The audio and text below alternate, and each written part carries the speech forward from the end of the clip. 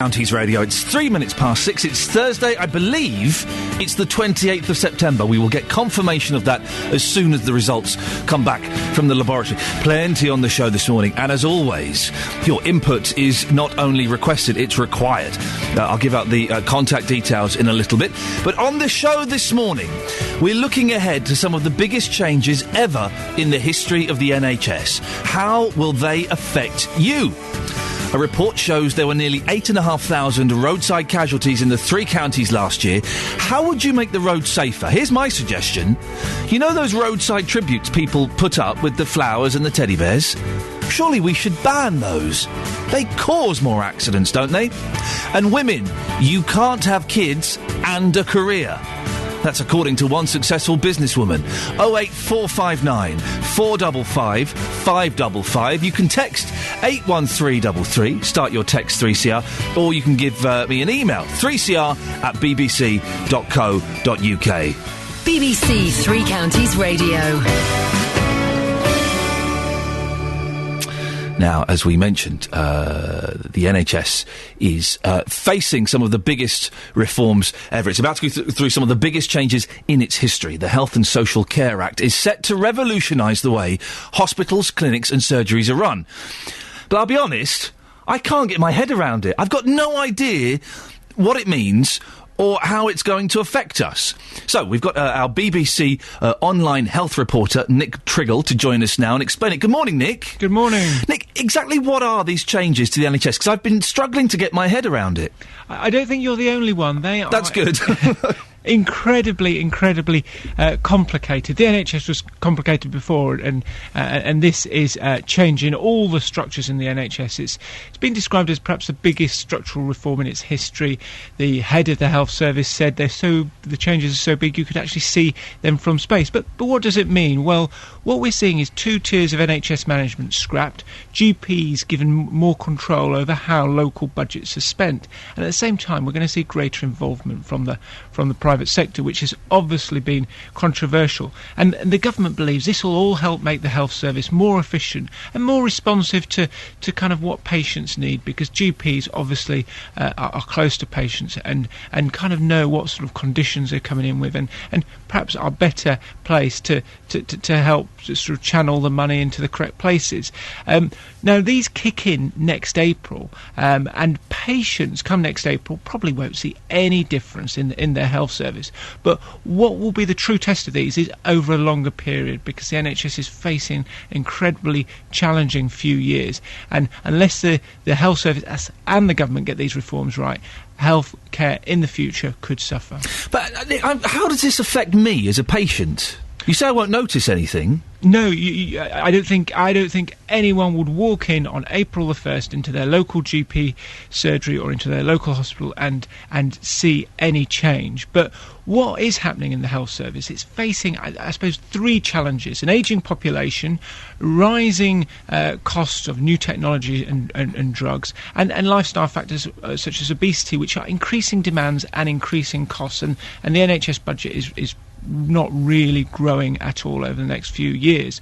So if that continues without the NHS getting more productive, services will have to be cut, and this is where people might see, well, in a number of years, maybe parts of their local hospital services being closed down, or fewer GPs, or fewer district nurses. So it's really more of a long-term thing. At the moment, the health service is doing pretty well, but if it doesn't get its house in order over the next few years, you will see fewer services and perhaps drops in standards. Nick, how is it that a change this big to the NHS is being shrouded in confusion and secrecy? Because I've heard it said that Andrew Lansley is the only person who knows exactly what's going on, and he's not there anymore. Yes, of course. He lost his job, replaced by Jeremy Hunt a month or so ago. One of the and this was part of the controversy over the reforms, was that people were just not expecting the health service. The government, the Tories, when they were in opposition, didn't talk openly about reforming the health service. There were plans in place, but people didn't quite realise how big the changes were. And because, I suppose, like any public sector, the structures don't matter so much. People people were not too concerned until we saw a lot of opposition from health unions, academics, and other people working in the health service. Nick, thank you very much. You've cleared up some of the confusion. There's still plenty floating around, and we'll tackle it throughout the rest of the show this morning. If you work in the NHS, that's Nick Triggle, by the way, our BBC Online health reporter. If you work in the NHS, have you got your head around these changes? How is it going to affect you? 08459 455 555. And how is it going to affect me as a patient? That's what I'm mainly concerned about. Is my doctor's going to close? Am I going to walk in and see a big sign saying Dr. Smith is sponsored by Kentucky Fried Chicken? Is that how it works? I don't know. A little bit of Blondie. A little bit of Blondie. Oh, here's something we can do. Blondie, what's the lady's name? Deborah Harry, isn't it? Yes, Deborah Harry. Now, she was a fine-looking lady. She was one of my first ever pin-ups. First ever slightly sensual picture on my wall was Deborah Harry. It was very bizarre. I had Deborah Harry next to one tiny picture of Deborah Harry and about 30 pictures of Bruce Lee. So there's one really hot girl in a slightly see-through dress and a topless Chinese fella covered in sweat. That was my bedroom. So you can let me know, actually. You can text in what was your pin-up, 81333 3CR. You see, always thinking. Let me know what your pin-up was, and I bet there are some odd ones. I bet there are some very odd ones. We'll be talking later on about roadside safety after the new figures have been released. And there's been an increase in the Beds, Herts and Bucks area in roadside casualties. And I'm saying roadside, I mean road as well. And I'm looking for your ways, your suggestions on how we can... I've just had a message from a newsreader, Catherine Boyle, that her pin-up was Morton Harkett from Aha, sweating in a vest. Lots of sweat in the 80s. Lot of sweat in the 80s. Who were your pin-ups? 81333. Start your text 3CR.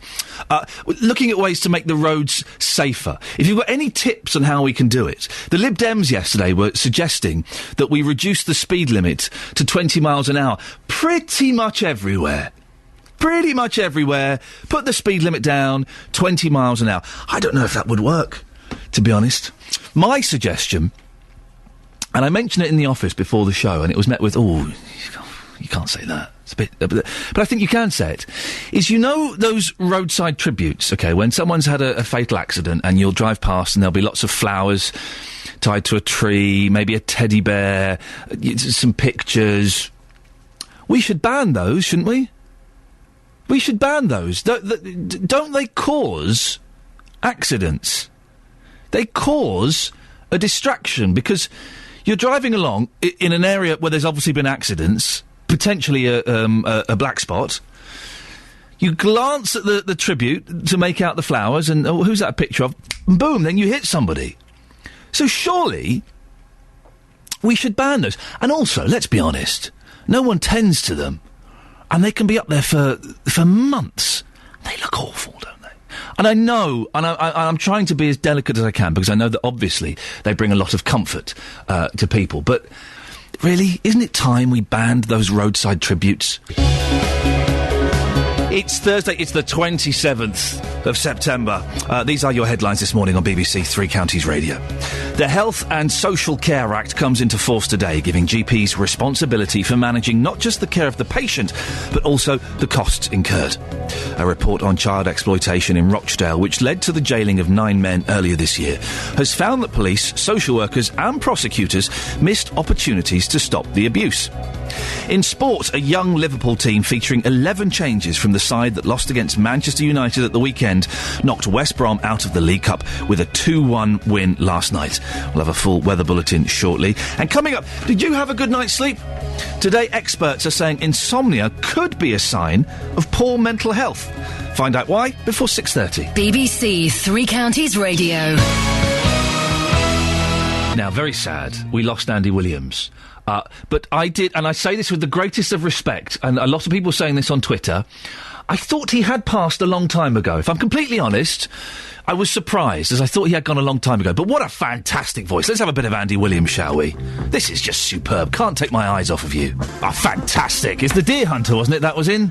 Wasn't that great scene in the Deer Hunter? I should tell you, dear listener, our texts and emails are not working. The BBC is suffering what I believe is called a meltdown. But don't worry, the boffins in white coats and thick milk bottle glasses are running around with fuses, soldering irons and all kinds of bits and pieces. So, if you want to get in touch this morning, and I urge you to, could you give us a call, please? 08459 455 555. We should ban roadside tributes.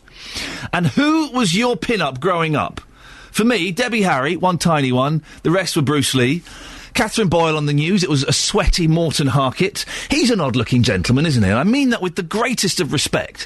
Who was your pin-up? 08459 455 555. The texts and the emails are not working, so pick up your phone. Come and say hello.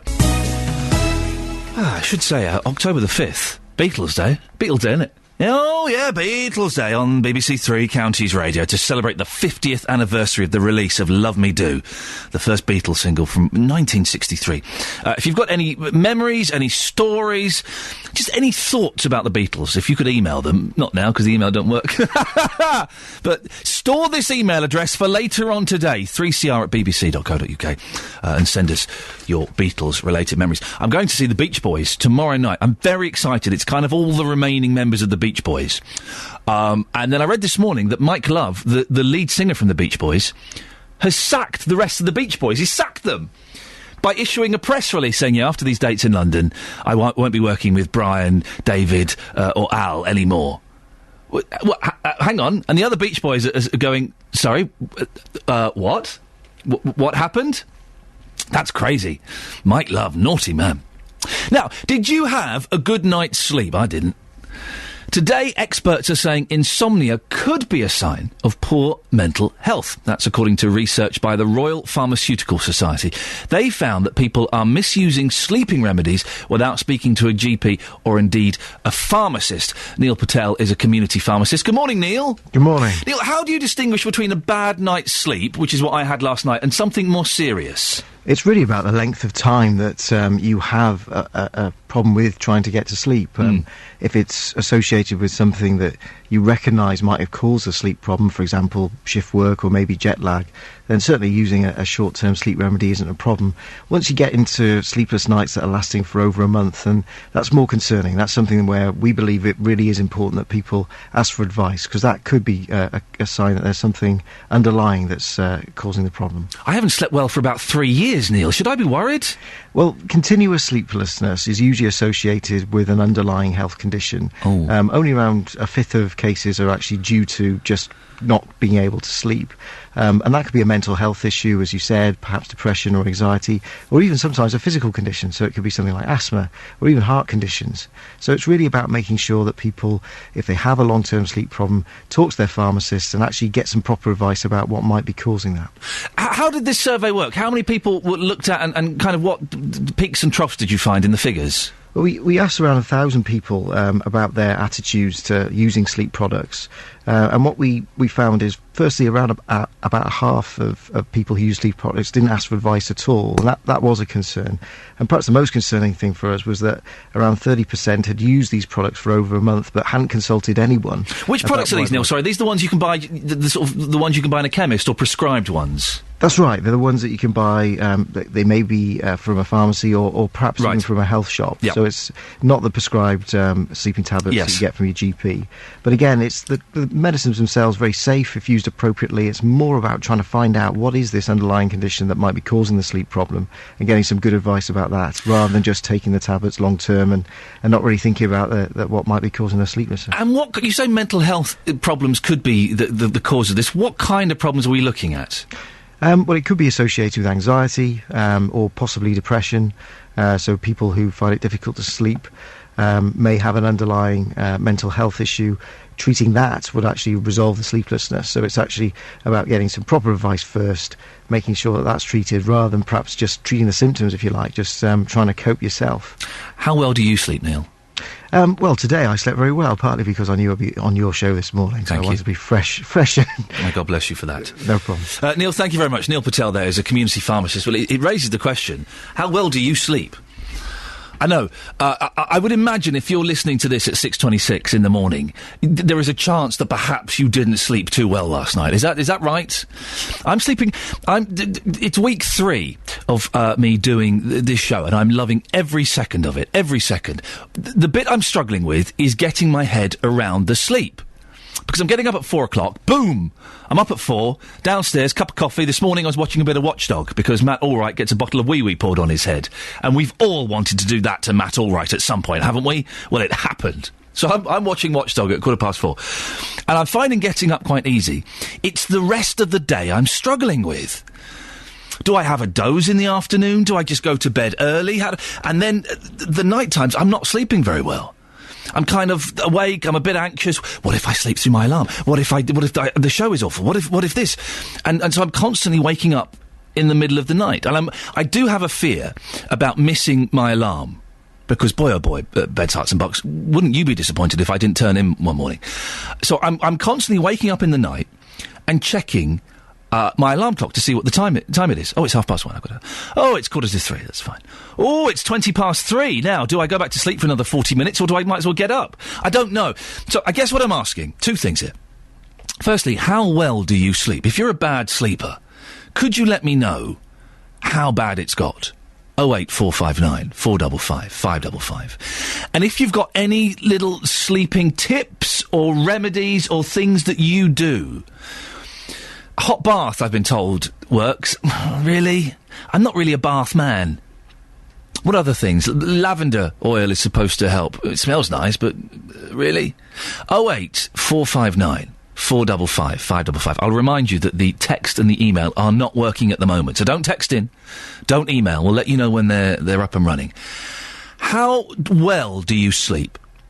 And have you got any little sleeping tips? Sleeping remedies, anything that just might help us get through. And don't phone up and say, have a shot of whiskey. I don't drink. People say, have a shot of whiskey. I can't do that. 08459 455 555 is the telephone number. Would love to get your stories about sleeping.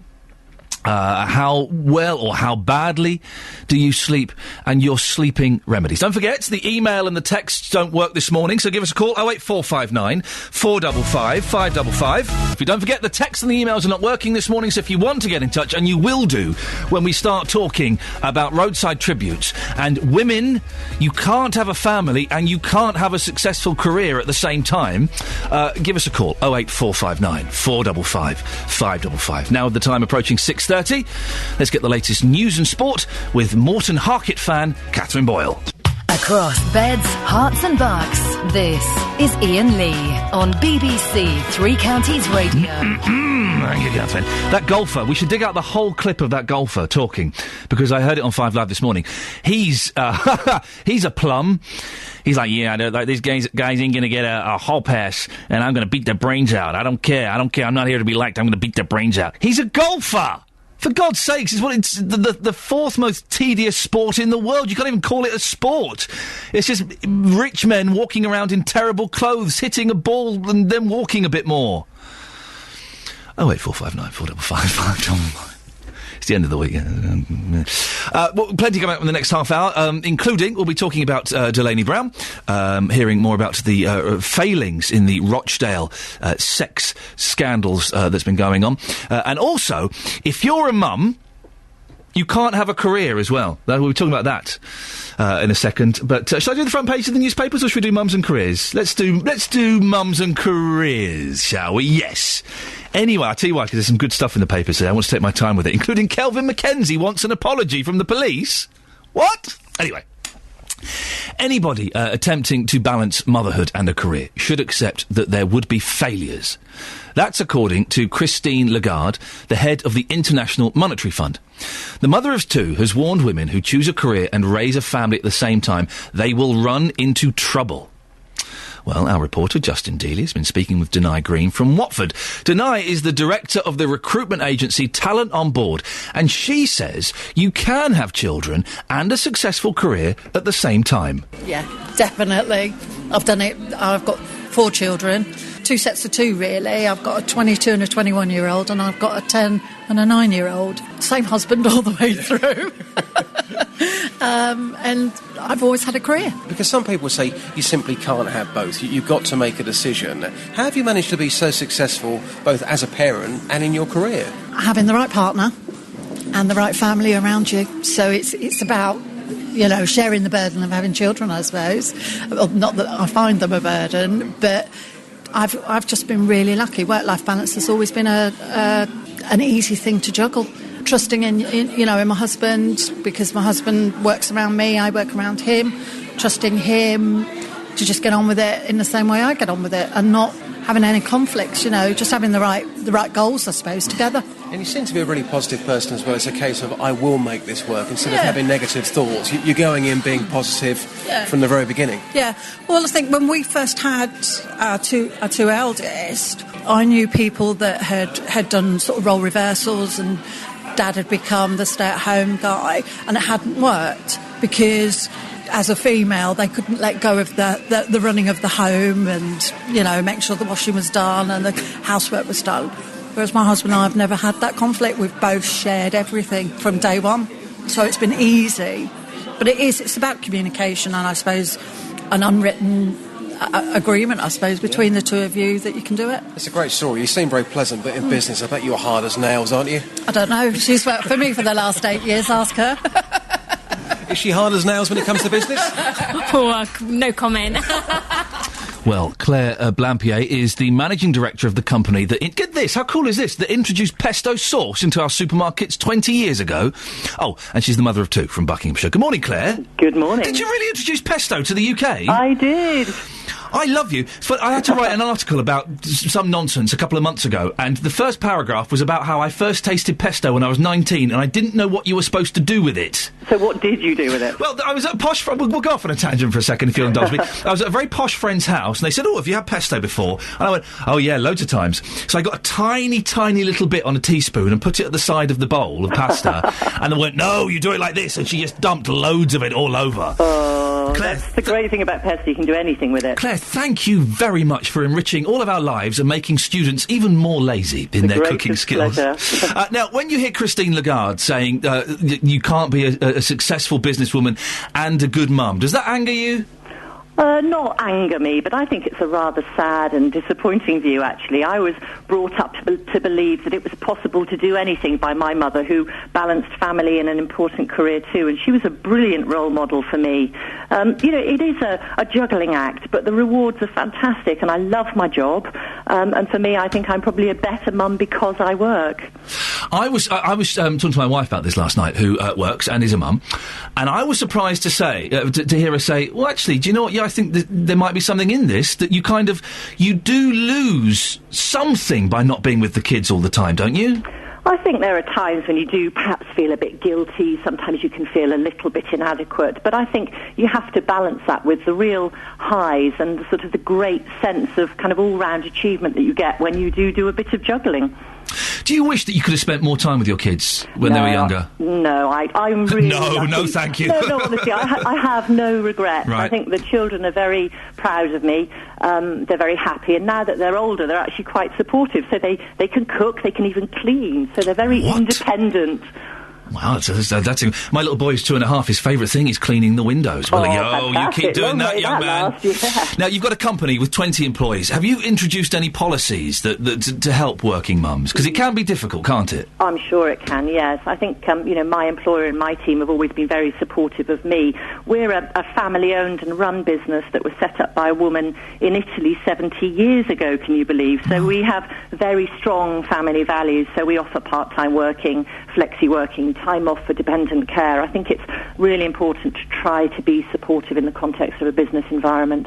Claire, thank you for coming on so early, and thank you for giving us pesto. The greatest pleasure. There Bye-bye. you go. Lovely. Claire Blampier, the managing director. She introduced pesto to this country 20 years ago, and she's a mother of 2 from Buckinghamshire. Fantastic.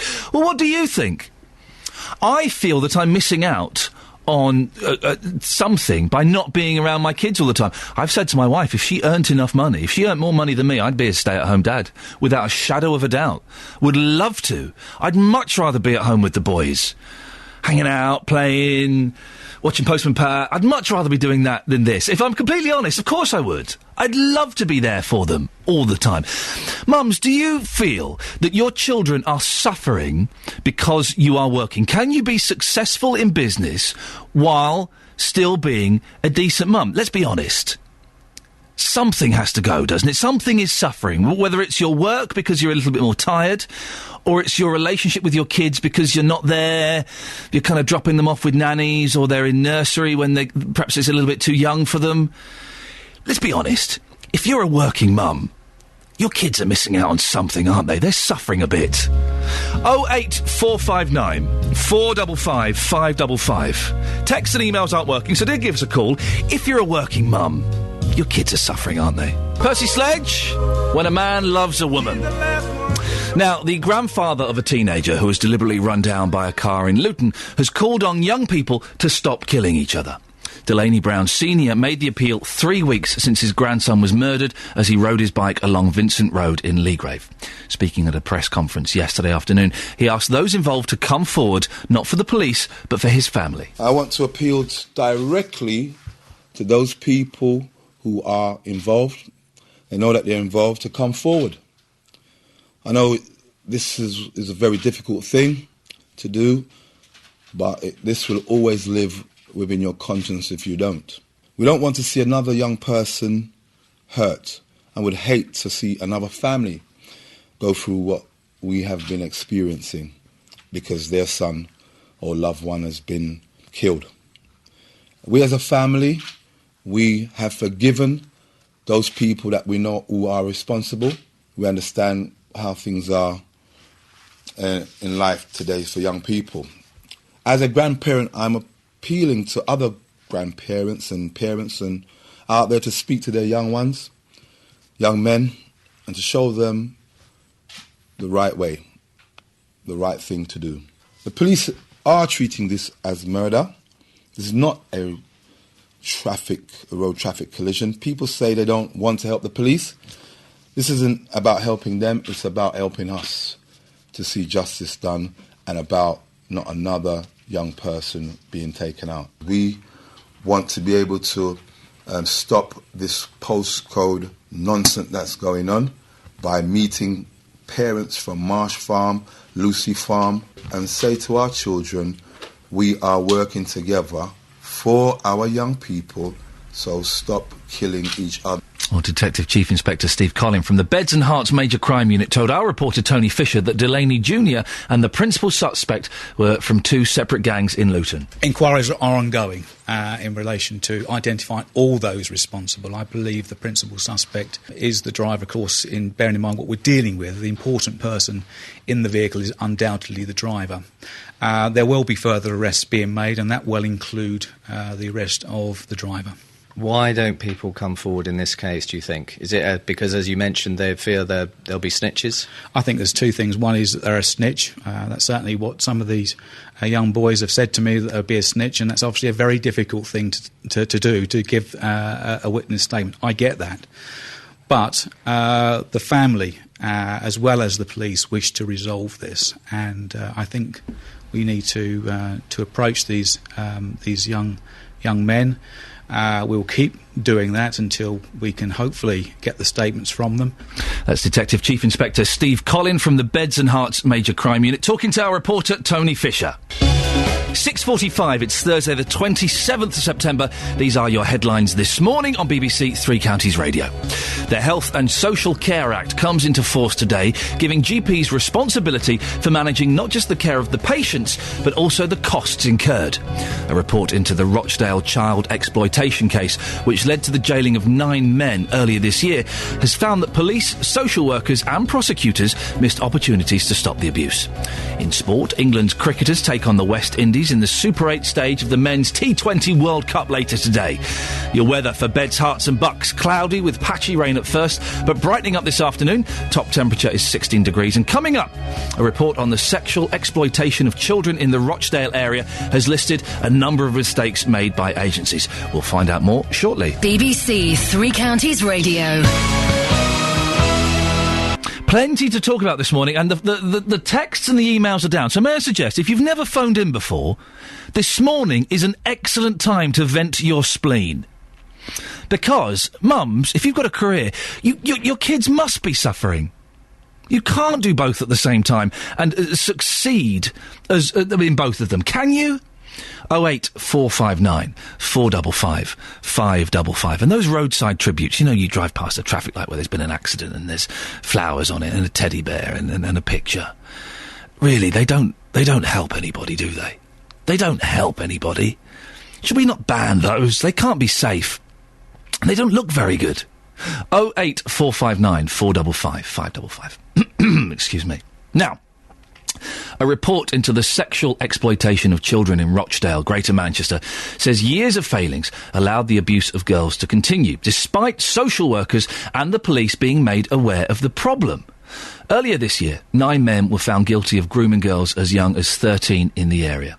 Our reporter, Lisa Costello, has got more details. Good morning, Lisa. Good morning, Ian. Lisa, can you remind us of the background to this story, please? Yeah, I'm sure a lot of people remember the court case. 9 Asian men, as you say, were convicted of grooming and sexually abusing young girls 4 months ago. And the details of what happened when they emerged were, as you might imagine, pretty upsetting. This victim describes what happened to her. He'd take us to a flat or a house. Could be anywhere. It'd be Rochdale, Oldham, Bradford. And we get there and there could be up to 5 men there. And we'd go in and I'd basically be told to go into the bedroom and to take my pants off, and they'd come in one after the other. The 9 men were jailed following the court case at Liverpool Crown Court, but of course questions were raised about why it took so long to get any convictions, and this report is a serious case review being published by Rochdale Council, and it's one of a series that are expected to look at what went wrong. And what does the report find, Lisa? Well, the report looks at how agencies work together, and in particular it follows the fortunes, if you like, of one of the victims, named Susie in the report, looking specifically at how services responded or didn't to her needs. And the report catalogues a list of mistakes by agencies in their responses to her. On several occasions, she spoke to care professionals and the police about the abuse she was suffering over many, many months. And in fact, she actually gave a detailed complaint to detectives, which she later withdrew because she felt she was being threatened. And although she stated that she felt she was being threatened, no support processes were put in place, and the matter was never taken any further. So that really details a catalogue of failures that applies to a number of people, but looking specifically at one particular victim. Generally, it says there was no escalation of agency concerns and there wasn't a proper joined-up approach to the problem. What recommendations does the report make to try and ensure the same mistakes aren't repeated? Well, this report from the Council, as one might expect, says several measures have already been implemented, including more training for staff in agencies and those who work with these young people at risk, that there have been workshops in secondary schools to raise awareness of exploitation. But really it's saying that there must be a more joined-up approach, and that's the focus of this report. It recommends that there is one point of contact for referrals of this nature in the future, and it also recommends that there are regular multi-agency meetings to share information across services so that these sort of problems can be spotted and dealt with earlier in order to protect those at risk. What reaction has there been? Well, there's been a statement from the Chief Executive of Rochdale Borough Council, Jim Taylor, saying that council services missed opportunities to offer assistance and expressing regret over that and saying that more could and should have been done. A police statement from the Divisional Commander for Rochdale says that the report once again highlights the complex nature of child sexual exploitation cases, but it refuses to comment any further because of ongoing inquiries. It has to be said, however, that it's pretty unlikely unlikely these admissions of error and expressions of regret will bring any closure to this. We've heard from Richard Scorer, a solicitor who represents one of the victims this morning, and he says he expects there to be further legal action following this publication. There's clear evidence that social services failed to act, failed to intervene when they had this massive information about this grooming and exploitation of young girls. They failed to act on that information even though they had a responsibility to do that, and that's the basis of any legal action that we'll be putting forward. Lisa, thank you very much for that. Lisa Costello with the report into the sexual exploitation of children in Rochdale. This is Iain Lee on BBC Three Counties Radio. The texts and the emails are down, so do give us a call. 08459 455 555. If you're a mum, you're letting your kids down by having a career. 08459 455 555. This is Iain Lee on BBC Three Counties Radio. It's 6:54. It's Thursday the 27th September. 08459 455 555 is the phone number, and the only way to get in touch at the moment is the emails and the texts are not working. So if you want to say something, give us a call. Now, there were nearly 8,500 road casualties in the three counties last year. That's according to a report on road casualties that's out today. 82 people were killed on our roads and 782 seriously injured. Ellen Booth is a Senior Campaigns Officer for the charity Break. She joins us now. Good morning, Ellen. Good morning. Do the local figures for the three counties alarm you? Of course, it is alarming. It's always alarming whenever we hear figures about people being killed and injured on our roads. From Break's perspective, we absolutely believe that every death and serious injury on our roads is preventable, and it's absolutely vital that the government's doing everything it can to continue to reduce these numbers year on year. The impact of crashes is enormous. The ripples run through our communities, and of course there is the cost to local economies as well, because each death on our roads costs around 1.6 million.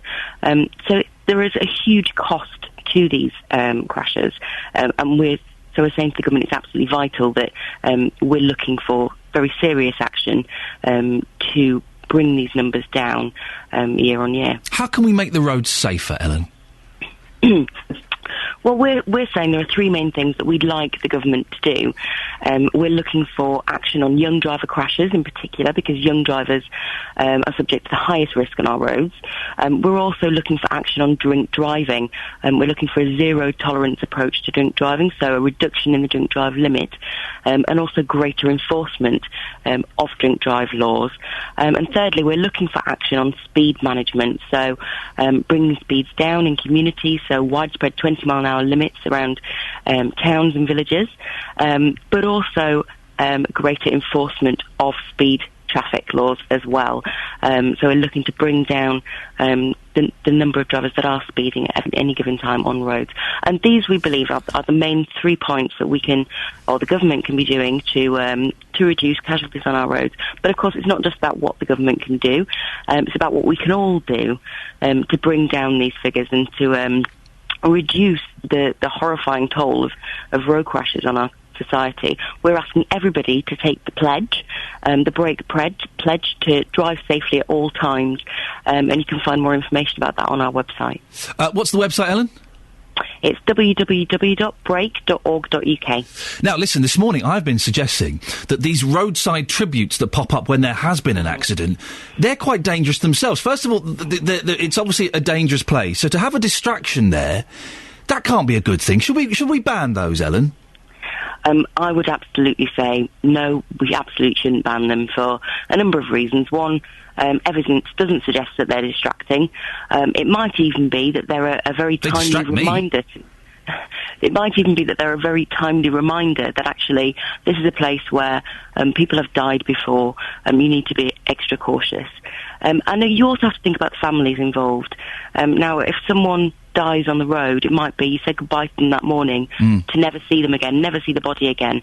It's very important for that family to understand how that person died and feel a connection with that person. Sorry to interrupt because we're running out of time. But if Nana collapsed of a heart attack in Marks and Spencer's, you wouldn't go and put flowers, in the knicker department, would you? It seems odd to just have a memorial where someone died.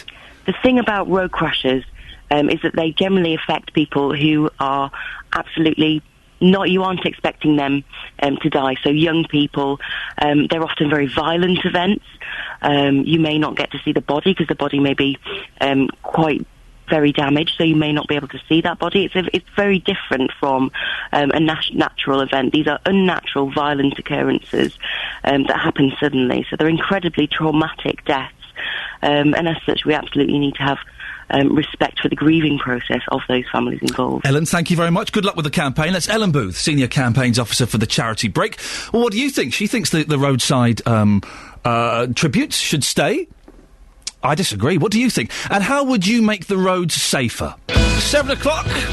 About 30 seconds late for the news. I do apologise. Coming up in the next hour, more on the NHS reforms, a little bit of Andy Williams, and mums, you can't have a career and be a good parent. Your calls after this.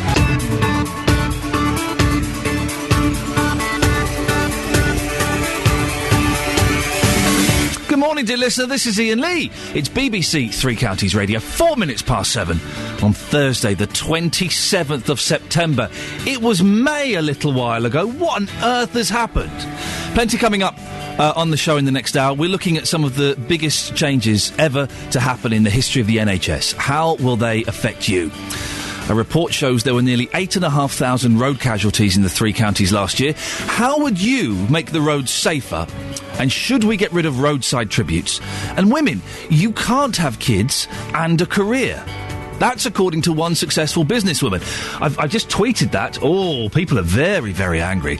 The texts and the emails aren't working at the moment, so if you want to get in touch and have your say, give us a call. 08459 455 555. 08459 455 555. BBC Three Counties Radio. Also, if you can let us know your pin-ups as well. I've already said that mine were a tiny picture of Debbie Harry and about 30 pictures of Bruce Lee. I know, it was a weird combination. A very strange room when I was a teenager. Catherine Boyles was a sweaty Morton Harkett in a vest. Who was your pin-up? 08459 455 555. Now, the NHS is about to go through some of the biggest changes in its history. Most of us use the NHS, so how will it affect us? Apparently, we won't notice anything when the changes happen in April, but they could lead to the loss of some of our GPs and district nurses. Our reporter, Victoria Cook, visited GP Andrew Cox in Hitchin to find out how the changes would affect him. Difficulty that GPs are going to find about being both the person who provides services, who's the advocate for the patient, who's the person who wants to get the very best for their patient in every circumstance, which is how I would see myself as a GP, and on the other hand, being the person who's doing the commissioning, but in whatever sense. So I'll both be the poacher and the gamekeeper at the same time. And that's going to, and already has provided, quite a lot of conflicts of interest. If you have someone sitting in front of you who you believe needs an operation at some stage, but you know that there is only a certain limited amount of resource to provide operations within this area at the moment, how do you as the GP decide who gets those operations? In the old days, we had lots of different ways of limiting resources in the health service. We used to have waiting lists, different criteria, and it's becoming much more part of what a GP has to think about. In the old days, I used to make the referral, and to some extent, somebody else used to think about, does this person actually deserve this operation? Are they up for it? It's going to be much more, I think, part of my daily work, thinking about those sorts of things. He doesn't sound very happy. If you're a GP, could you give us a call and let us know what you think about these changes and how it's going to affect your job and the decisions you have to make? I would imagine, from what little I've read and what little I've been able to understand, there's not a lot I've been able to understand about this, but the bits I've read, that the GPs aren't particularly happy about these changes. Maybe you're a GP and you think it's a good idea. 08459 455 555. Well, Surjit Soin is the chair of the Diabetes UK Voluntary Group in Luton. He lives with type 2 diabetes, and you get up at 5 o'clock every morning, Surjit. What are you doing that for? Well, I go on for my walks, that kind of thing. I walk 3 or 4 times a week, get up early in the morning and go around the block. But it's freezing cold now. The last couple of weeks, the weather's turned, Surjit. Yeah, it's perfect. You wrap yourself up and you go and motivate yourself, and your day goes very smoothly. Well, good for you. You're a stronger man than I am. As a regular NHS user, Do you understand how these reforms are going to affect you? Because I'm struggling to get my head around all of this. Yes, it's a bit difficult at the moment because, I'm trying to read and get my head around it, and it's very difficult at the moment. And we also possibly would like to know how is it going to affect a patient like me or other people who are diabetes sufferers. How does it feel knowing that the NHS is going to be shaken up like this, and also that there is this confusion? Yes, there is. I would probably like to see people, people with diabetes, Diabetes UK launched a campaign this year about taking care of your feet. There's been a lot of amputations which have been misdiagnosed, and we don't want this to happen again. Hang on a minute. Feet are being amputated because of diabetes? Yes. How does that happen? Well, this is because, sometimes it happens when your diabetes is out of control and that kind of thing. Well, give me I'm a little bit naive about diabetes. What exactly is type 2 diabetes? Type 2 diabetes is when your body is not producing enough insulin, and you go on tablets. Type 1 diabetes doesn't produce insulin at all, and type 2 diabetes effectively doesn't produce. So, do you do the injections of the insulin? No, at the moment I'm on tablets. Okay, well, that's some blessing. Yeah, I've had diabetes for 17 years. 17 years, and I'm fascinated by diabetes because I know people have it, but I don't know a lot about it. How did you know that there was something wrong? There wasn't something quite right. Yeah, this was early days. I had the typical symptoms of diabetes when I had to get up early every night in the morning.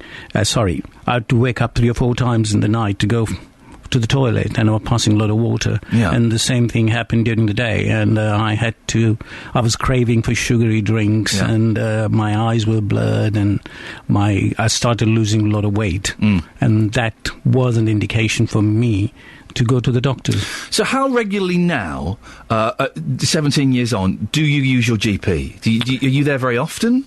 No, not that often. I don't see my GP that often. I see the practice nurse when I have to go for my tests. 3 months, 6 months for my normal checkup for my diabetes. And at any point, did your GP have to refer you to the hospital? I haven't had, for my diabetes, no, I haven't been referred to the hospital as yet. But it could happen for some It can sufferers. happen because, diabetes is a progressive condition.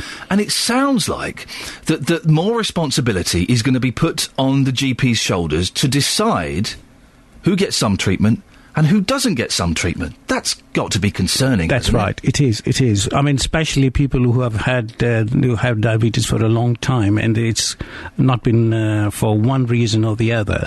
It's affected other parts of the organ, like they could have neuropathy and all that, and that, if it's left untreated, can be very dangerous.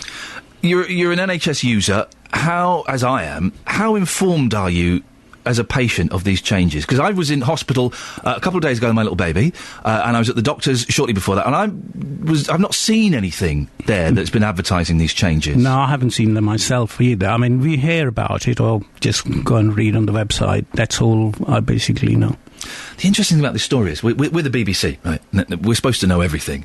And yesterday when this story came up, and this morning, we were all scratching our heads going, we don't quite get it. We don't. What's happening? What are the changes? It's so mysterious and confusing.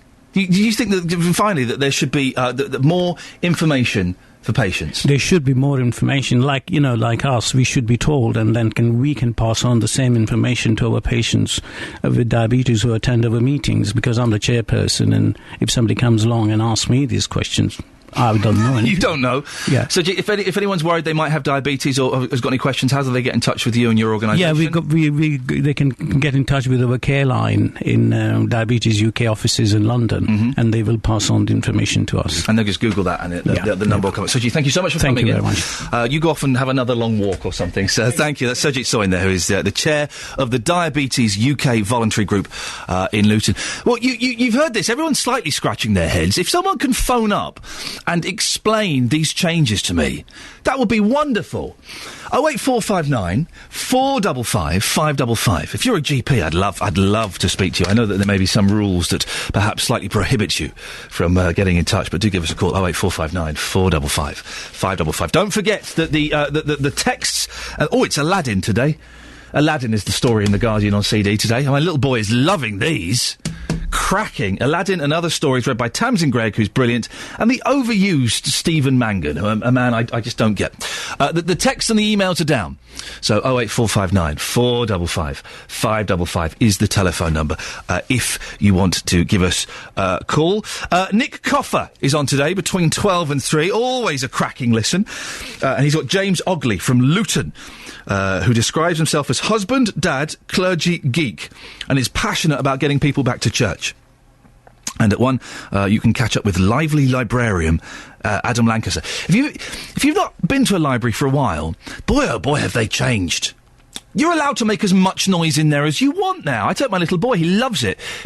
Not because of the books, but because they've got toys and sing-alongs, and you can run around shouting.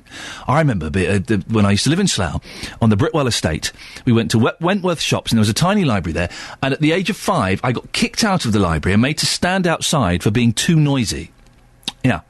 And then I got told off because there was like a thing you would tie the dogs to, and I was just smacking that against the wall, and the librarian came out and gave me a right to royal rollicking. But you can do anything in libraries now. Anything goes.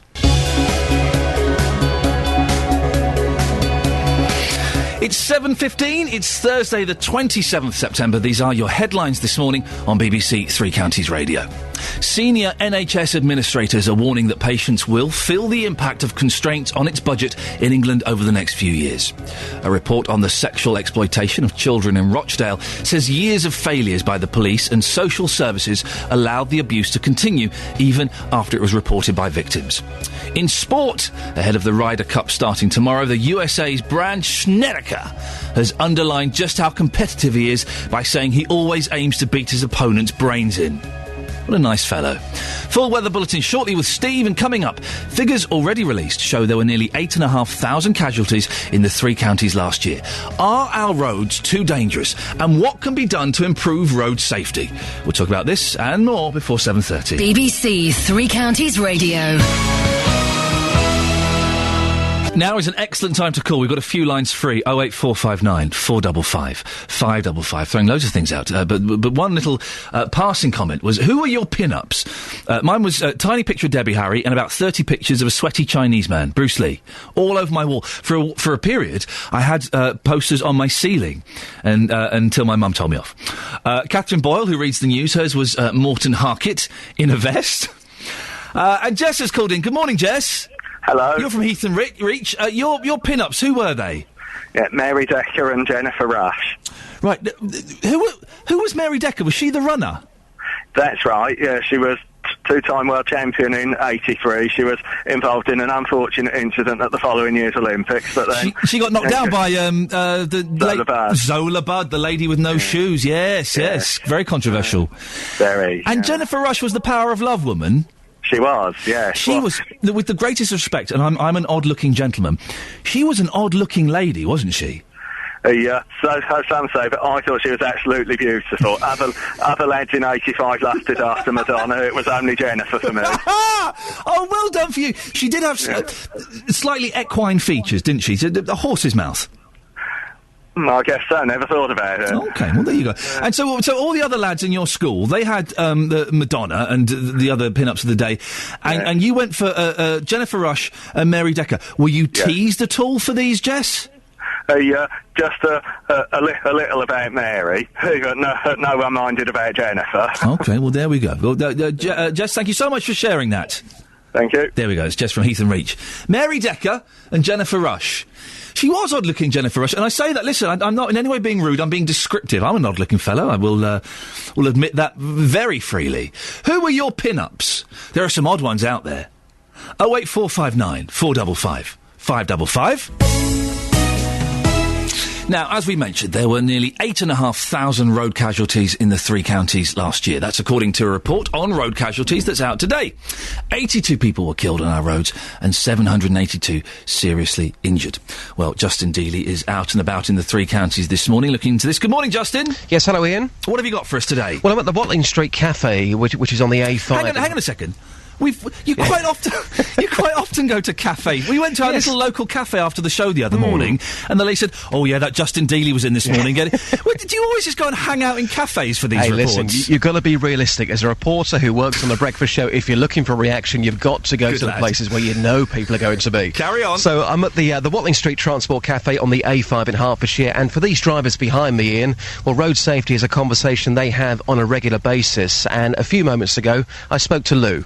Now Lou, you're not happy about cyclists on the road. You think they are dangerous. You're telling me that they even hang on to the side of your lorry, which is incredible, but also you think that some motorway slip roads are too short. You think that's dangerous, don't you? Yeah, I do. I think there's the majority of slip roads are long enough, but there is a few that the motorists just can't get up to speed enough, But I mean, as a lorry driver, we're limited to 56 mile an hour, and if a car has not got enough slipway to reach up to 56 miles an hour, that is definitely a short slipway. Yeah. So they should, there's certain ones that should be lengthened. Interesting what you say. Clearly, if they were improved, that would be a good thing. And we're also talking this morning about roadside tributes and whether they're dangerous. Should they be banned? What's your thoughts on that? Well, I've seen some hanging on top of bridges. How securely they're tied there, I don't know, but there is always a possibility they could fall down on top of the motorway, although they're just floral tributes. Well, that's one thing, but what about people being distracted by them? So if you're going down an A road and you see a floral tribute, is that a distraction to you as a driver? I would say so, because some of them are quite elaborate, there's like crosses and flowers and everything, so, it's, like people have got to grieve, but I mean, like, in such a way, could be quite dangerous to road users. Interesting words there from Lou. Lou's been a professional driver for 30 years, Ian. He's saying that clearly slip roads is a major issue, but incredibly there, and he showed me his truck, he said, you won't believe this, he said, when I'm at traffic lights, some cyclists literally, they hang on to his truck for balance. Can you believe that? I've seen incredible. I tell you what I saw about 6 months ago, it was late at night, it was a long road, there were two lads on roller skates hanging onto the back of a bus. And honestly, and it was going, the bus driver didn't know it was there, so he was doing like 30 miles an hour, and these two lads, and you kind of think, well, to be honest, if you're going to do that, anything happens, you sort of deserve it if you're going to act like an idiot. I mean, I have to say, the conversation you've told me, the conversation Lou's told me, I've never seen that before. I was just absolutely amazed by that, I really was. Justin, thank you very much. I'll have an egg roll with some ketchup in, please. Absolutely. Thank you very much. Councillor Dave Taylor is the portfolio holder for road safety in Luton. He joins me now. Good morning, Dave. Good morning. Figures for Luton show that 46 people seriously injured and 3 people killed. It's too many, isn't it? It is. Although it is a reduction from last year, where if you put it in a percentage-wise, there's 21% reduction. So that's something to be pleased about, although the 3 fatalities is 3 fatalities too many. Cuts in funding mean that the Bedfordshire and Luton Casualty Reduction Partnership has been scaled back. Is that an issue? It is an issue. It is an issue, but we've got to continue with the work that we're doing with the resources that we've got, and we do work in conjunction with the police. And the casualty reduction programme is certainly visible in Luton with the speed camera van that you see there to reduce speeding in the town. Now, as a council, you hold responsibility for road safety. What initiatives are being done to get the numbers down even more? In urban areas, which you're probably aware Luton is a very densely populated urban area, we have reduced the speed limit in 78 roads in the last 2 years. That's gone down from 30 to 20 mile an hour zones, and we'll be increasing that number over the next few years. Has that had an effect, Dave? Because I know the Lib Dems have been calling for more roads to be lowered to 20 miles an hour. Has that helped? Yes, it does. It does, certainly, because lots of the casualties that we have in the town are not so serious, just minor collisions. But unfortunately, some of them are actually heavier collisions, larger collisions, which we can do something about, and it's certainly popular with the residents in the town, and we do get requests from all over the town for reductions in speed limits from 30 to 20. What do you think about these roadside tributes? We heard from a driver there who thinks they could possibly cause accidents. I think they're a huge distraction, and on a slightly flippant note, they don't look very nice. Can we get rid of those? I've seen a few around the town, and I think that they're poignant. They look quite sad to me. It's obviously friends and relatives have placed something there by the side of the road. I don't have a problem with them. What about when they go all brown and mouldy? Because no one cleans them up, do they? Well, that's right. But, you know, I don't see it as a problem. I mean, if people want to leave tributes to loved ones that have been killed or seriously injured on the road, then I don't personally have a problem with that. OK, Dave. Now, with Bedfordshire's police, they need to save £14 million over the next 5 years. 100 fewer police officers, 100 fewer police officers potentially being agreed tomorrow. This can't be good for tackling road accidents and drink drivers and speeding, can it? No, it isn't. It isn't. I mean, if we, trying to reduce crime, we're trying to reduce road accidents, we do need some kind of police presence on the roads, as a deterrent for people to stop speeding. So what are we going to do? 100 fewer police? That's pretty big, isn't it? It is. It's quite a large amount, and I don't understand the logic of it. I mean, if you're trying to reduce crime, you're trying to reduce road accidents, you're trying to reduce speeding, then you certainly need more of a police presence rather than less. £14 million needed to be saved. Is there anywhere else that we could save that money? I mean, the busway is costing £90 million. Does that seem relevant? Surely people would want money spent on police more than busways. Yeah, I mean, that's most of that has come as a direct grant from the government, 83 million, and it's a major public transport scheme. So there wouldn't be any savings there because... well, there's a £6 million shortfall, isn't there? Well, there is. We will cover that. But, the problem is... Could the police be losing out because of that shortfall? No. Okay. No, the police are funded directly from the government, as this busway is funded directly from the government. So I think we've got to put pressure on the government, and we will, to increase resources for all projects, and especially road safety. Councillor Dave Taylor, thank you very much. Portfolio holder for road safety in Luton. 08459 455 555. Good news. The texts are back on, I've been led to believe. So you can text 81333. Start your text 3CR. We've got time to have a quick look at the papers. Look, it's nearly 7:30 and we've not done anything in the papers. The front pages, The Independent. Sorry? No, I'm proud of our record, says Clegg. Then there's an amazing picture of a Greek policeman under attack from petrol bombs. And this is just the most amazing thing. Kelvin Mackenzie. I'm owed an apology over Hillsborough. Yeah, Kelvin Mackenzie. I'm owed an apology over Hillsborough. Wowzers. The Daily Telegraph. Andy Williams on the front page. And expect to be shot if you burgle gun owners. Judge's warning as he jails injured thieves. The Guardian. Syria atrocities are a stain on UN, says Cameron. PM attacks United Nations failure to stand up to Assad's regime of terror. And the plan for Trident. Lock the warheads in the cupboard. The government's review of the future of the Trident submarine nuclear missile system is likely to suggest a significant downgrading. Yeah, of course. Let's give it rid of that, save a load of money. The Times. Cameron blames Russia and China for atrocities, again about Syria. Oh, the Daily Express. It's ageing this time. They've cured ageing this time. New pill will reverse ageing. Drug keeps you healthy and strong in old age, says experts. And then there's a picture of J.K. Rowling showing quite a little bit of cleavage. The Daily Mirror. Tattoo creepy. Obsessed teacher had lyrics from sick Nirvana song inked only weeks ago. This is Jeremy Forrest, who has supposedly ran off with Meghan Stammers. Not breaking the law in France. The age of consent in France is 15 years. 15. Those naughty French. The Sun. This is a front page I never thought we'd see. Tate and Childs. Adrian Chiles and Catherine Tate is an item. Yeah, I know. There's pictures in there of them snogging. Ah! And the Daily Mail. A licence to shoot burglars. It's the chance you take, judge tells two raiders who were fired on by homeowner at isolated cottage. And that's your latest news and sport. More from me at 8. Thank you very much, Catherine. About that cow over... Oh, I do apologise. That was an inappropriate clip to play. I wasn't in any way implying that Catherine Boyle was a cow at all. What I meant to press was this? This is Iain Lee on BBC Three Counties Radio. We've both had trouble there with our fingers pressing the wrong buttons. I do apologise. We'll sort that out in a second. This is Iain Lee on BBC Three Counties Radio. Plenty coming up in the next half hour. Lots. Handshakes, we will gather, insomnia, and as you heard then, cows. Yeah, I know, it's going to be busy. But before that, we've been talking about how to make the road safer. My suggestion is get rid of those roadside tributes that pop up. Don't think they help anybody. And it's odd, you wouldn't put a tribute... You know, would you put a tribute if your granddad died in his armchair? You put some flowers and a balloon and a teddy bear and a cross?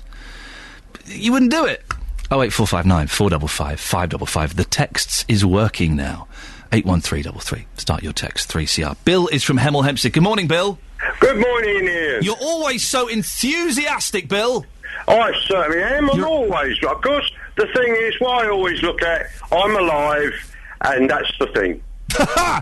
It's almost like Descartes. I think, therefore I am. I'm alive, and that's the thing. Bill, that's the thing. What have you got for us this morning? Oh, right. Well, I'm looking at, like you say, speed. Yes. Now, I'm always a bit of a funny one of it. Why can't they put the sleeping policemen everywhere in the world? Right, two things. So that we can all slow down. Bill, two things. First of all, the kids today, they won't know that a sleeping policeman is what speed bumps used to be called. They always right. They don't know that. Right. But hang on, you think they should be put everywhere in the world? Yes. Are you mental? No. How would that work? Just slow down. But no, what the thing I find about these sleeping policemen or speed bumps is that people, including me at times, they slow down for the bumps, then they speed up, then they brake, then they slow down, then they speed up, and surely that's even more dangerous. No, just slow down altogether. Yeah, you're right. Every couple of yards, put a sleeping policeman. Now, the other one as well is about tributes. Now, I get annoyed when they pop up sort of anywhere. Yeah. They get these great big sheets, you see them on a roundabout or on a side somewhere just before you come up to a junction. You see great big sheets saying happy birthday or congratulations. And then what it is... On a sheet? It's when you know one of these big sheets you put on your bed... I've not seen a sheet on a roundabout saying happy birthday. Oh, you must have seen something like that anywhere. Your viewers will probably agree with me. You see them, and you read it, before you get anywhere, you bumped into somebody. They're a distraction. I've not seen the sheets, but I have seen big signs and balloons saying Steve's 40th this way. Happy birthday, Steve. Yeah. But they all do like ninjas somewhere. They crop up at all sorts of different places.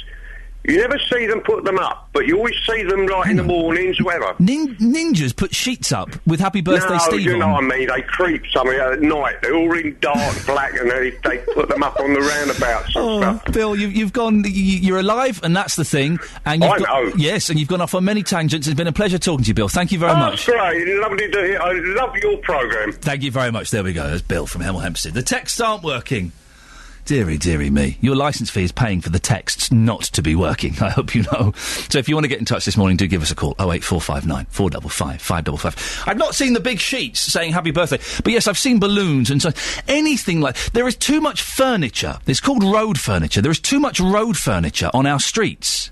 You drive down a street, there's bus stops, there's road signs, there's speeding signs, there's coming up, there's Danny Dyer's doing a DJ set back to the 90s. There's all these things that distract you. In a couple of streets in London, outside the Science Museum, they've taken away all of the road furniture. So there's no signs, no distractions. It's wonderful. Now, we have mentioned earlier on in the week about the massive wooden cow that was up for sale in Milton Keynes. About that cow over there, I'm just wondering whether you'd fancy buying it.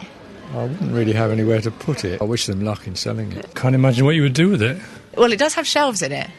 All right, it's a bookcase. No, it doesn't fit into my home decor. You know this cow, do you? Well, I've seen it before, yes. What do you think of it? Oh, I think it's quite sweet. It's quite interesting. Do you think it's sweet enough to buy because it's up for sale? Oh, no, I didn't. No. Don't think it's... I wouldn't buy it. No. Well, it's been in the Waterstones window in the shopping centre for the last year, but now someone has bought it. Who would do such a thing? Why, only Danielle Hurren. Good morning, Danielle. Good morning, Ian. You're from Woburn. You're the proud owner of this new cow. Have you got it in your hands yet? I haven't, unfortunately, no. We've had a couple of hiccups with organising a time that's convenient for everybody, but I'm hoping to get it in the next week or so. OK. Can I ask you, Danielle, why on earth did you buy a giant wooden cow? A lot of people are asking me that. I thought they might do. I don't know. I've always had like a love for cows. I know that makes me sound a little bit strange. There we go, yes. And my partner bought me one of the little MK cows about a year ago. Lovely. And you get emails from the MK cow group, and I then found out that it was up for sale. And I thought, I'll have that. And sure enough, I did. I won it on Tuesday, so very, very pleased. But do you live with your partner? No, I don't. Well, there you go. I was about to say, what on earth do they think? That having a tiny little MK cow is one thing, but having this huge, giant wooden thing in the house, that's going to be tough, isn't it? Yes. We're not too sure what we're going to do with it as of yet. Right. I mean, we were talking originally of perhaps putting in the garden and, some pots on it, or finding somewhere suitable in the house for it. But then I vaguely remember it being very, very big. It's very, very big, Danielle. It's not going to fit in the house. But luckily, my sister owns the village store in Woburn, and there's been a lot of village talk about it moving into the village store, and it can be used as some sort of shelving unit in there. So hopefully it will still be available for everyone to cast their eyes off and fall in love with this very cute wooden cow. Oh, that'll be nice. That'll be nice. I have to ask the question, how much did you pay for it? I actually think I paid a very good price for it. I was very pleased. I got it for £155. Oh, that's not bad.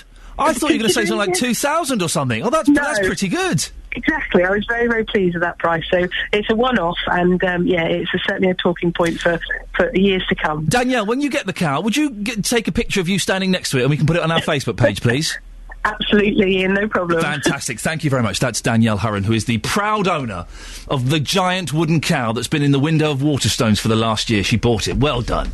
Congratulations. The BBC in beds, hearts and bucks.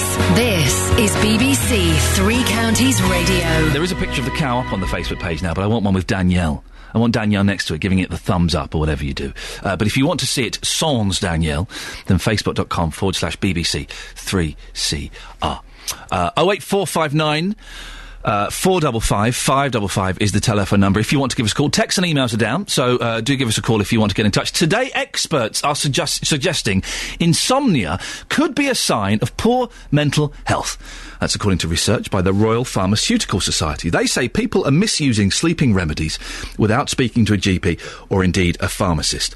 Well, Zoe Burton from Silso has lived with a sleep disorder for most of her life. Good morning, Zoe. Good morning.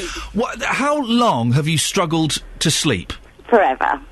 Basically, as far back as I can remember. It started when I was a child, and it hasn't desisted throughout my life. So what is nighttime like for you then? Is it quite stressful knowing it's going to be unpleasant? I think that, it used to be, until I went to a clinic and I finally found out what was going on when I went to bed. I was diagnosed with a sleepwalking disorder, restless leg syndrome and various other things. The restless leg, that's where your leg just kind of twitches? Yes. Because I've got that. Not particularly excessive, but I have that sometimes in bed. Apparently it does cause the arousals at times, and basically they said to me that they could give me some... Sorry, my child's screaming. Zoe, listen, you go off and look after your child. I'll speak to Marjorie. We'll come back to you in a second. All right, thank you. Let us know when you're back. Well done. That was Zoe Burton, bad sleeper, good parent. You see? That's more important. Well done, Zoe. We'll come back to you in a second if we can. Well, the chief executive of SANE is Marjorie Wallace. Marjorie, I think I may have just worked out why Zoe's been sleeping so badly. She's got a screaming child. Yes, I think that might be one of the reasons. There are many reasons why people experience insomnia. What are your thoughts on the report? Well, it's also not very surprising. In fact, there was a great sleep survey done a year ago where they had 5,000 people, found about the same figure. About a third of people did report that they had difficulties either getting to sleep or staying asleep or waking early in the morning. And of itself, that doesn't mean to say that it's, always a bad thing. But it's the quality of the sleep. If you have recurrent nightmares and keep waking, or if you wake up and you have huge feeling of anxiety or sense of doom. And now, the difference is you can have a bad sort of sleep night, like you have a bad hair day, because you've had something happen in your day. It's when it repeats itself, when it goes on for no reason in your day, and it's a morning after morning after morning. And then what people do is they resort to sort of like, I've got to have a respite from this, knocking themselves out, and they kind of take any old thing they can think of, any remedy they can think of, antihistamines here or there, without actually going and finding the help, because they could have underlying depression, which is actually one of the key features that define depression, that the onset of depression. So it is a bit dangerous to sort of play about with lack of sleep in that way, and better to really go and say to a pharmacist or to your doctor, now what is the best thing I can do? And possibly, and the latest sort of thing that people go for is cognitive behaviour therapy. Do people go to their doctors? And why aren't they going to their doctors? Is it because it's just sleep and they think the doctor won't be interested, or are they afraid of what they might find out? What are the reasons? I think they just kind of say, this is life, just like Zoe's talking about. You just learn to live with it. I'm a really, really bad sleeper. Remember, Margaret Thatcher did very well on 4 hours sleep a night. No, I think it's when it's a usual thing with these things. It's a normal condition. It's a normal human condition. Not everybody needs to have long hours of sleep. Not everyone has perfect sleep. But it's when it starts to affect your life, when it starts to make you unable to work in the day, when it starts to give you low mood, bad thoughts, and when it disables your life, then I think it often people seek help a bit too late, because by that time they've got into a really bad pattern of sleeping, and they're denying the fact that it may be due to something that's going on beneath that could be helped. I mean, like anxiety, depression, maybe some other mental disorder. It definitely is really, really bad for people who already have some kind of mental illness, because it makes it worse, because they feel disconnected from reality. It's a horrible feeling. You probably have sometimes had it. But if you go day after day, I used to do experiments on sleep deprivation as a psychologist, but it has a horrible effect on the mind. It makes you feel sort of, out of reality and disconnected, and you have sometimes hallucinations. It can have these really, really very bad effects, which is why it's important to catch it early. Marjorie, thank you very much. That's Marjorie Wallace, Chief Executive of SANE, and we'll say thank you as well to Zoe, who has been sorting out her child. Excellent work, Zoe, and hopefully you're sleeping much better now. It's 7:46, it's Thursday the 27th of September. These are your headlines this morning on BBC Three Counties Radio. A report on the sexual exploitation of children in Rochdale says years of failures by the police and social services allowed the abuse to continue, even after it was reported by the victims. The grandfather of Luton hit-and-run murder victim Delaney Brown is urging witnesses to come forward, saying they wouldn't be helping the police, they'd be helping the family. In sport, ahead of the Ryder Cup starting tomorrow, the USA's Brandt Snedeker has underlined just how competitive he is by saying he always aims to beat his opponent's brains in. Yeah. Your weather today for Beds, Herts and Bucks, cloudy with patchy rain at first, but brightening up this afternoon. Top temperature is 16 degrees. And coming up, how do you go about improving part of your community? A new project on Twitter called #WeWillGather lets you find people to help make a change. We'll find out more before 8 a.m. BBC Three Counties Radio. I'm excited. If you hate the Beatles, it's going to be an awful day for you. But if you love them, and everybody loves the Beatles, don't they? Who doesn't like the Beatles? Only some kind of weird person. Now, how do you go about improving part of your community? There's a new project on Twitter called #WeWillGather. It lets you find people to help make a change. And it seems to be having a big impact. Dan Thompson is the founder of We Will Gather. Good morning, Dan. Good morning. Now, this launched 2 weeks ago. What have you noticed in that time? What we've noticed with We Will Gather is that people want to do lots of little things in their community. It's not about big regeneration projects. It's not about we need a new cinema or whatever. People just want to clean their street up, do a bit of gardening in the local park, the little things that can make a difference to the way people live. So give us an example of one of the events that's been happening then. There was a lovely one in Margate. Streets ahead in Margate cleaned up a flower bed. There's a rose bed in one of the squares that had got overgrown, and they just went and weeded it. Took them a short amount of time.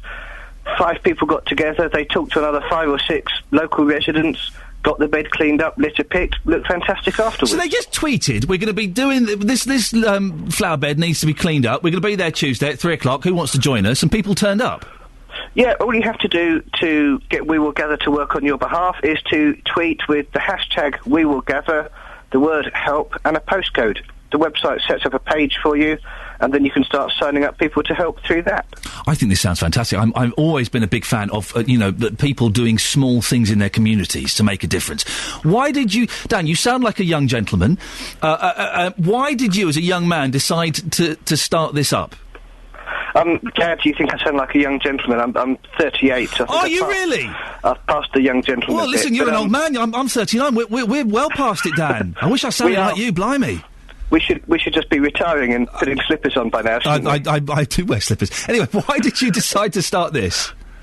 Since I was a young man, I've always done this kind of thing. I've always believed that if you want to do something, then it's up to you to do it, not to moan and expect somebody else to do it for you. So many years ago, back near my dad's house in Worthing, I cleaned up a patch of derelict land, got some neighbours together, cleaned it up, and got it back into use for the community.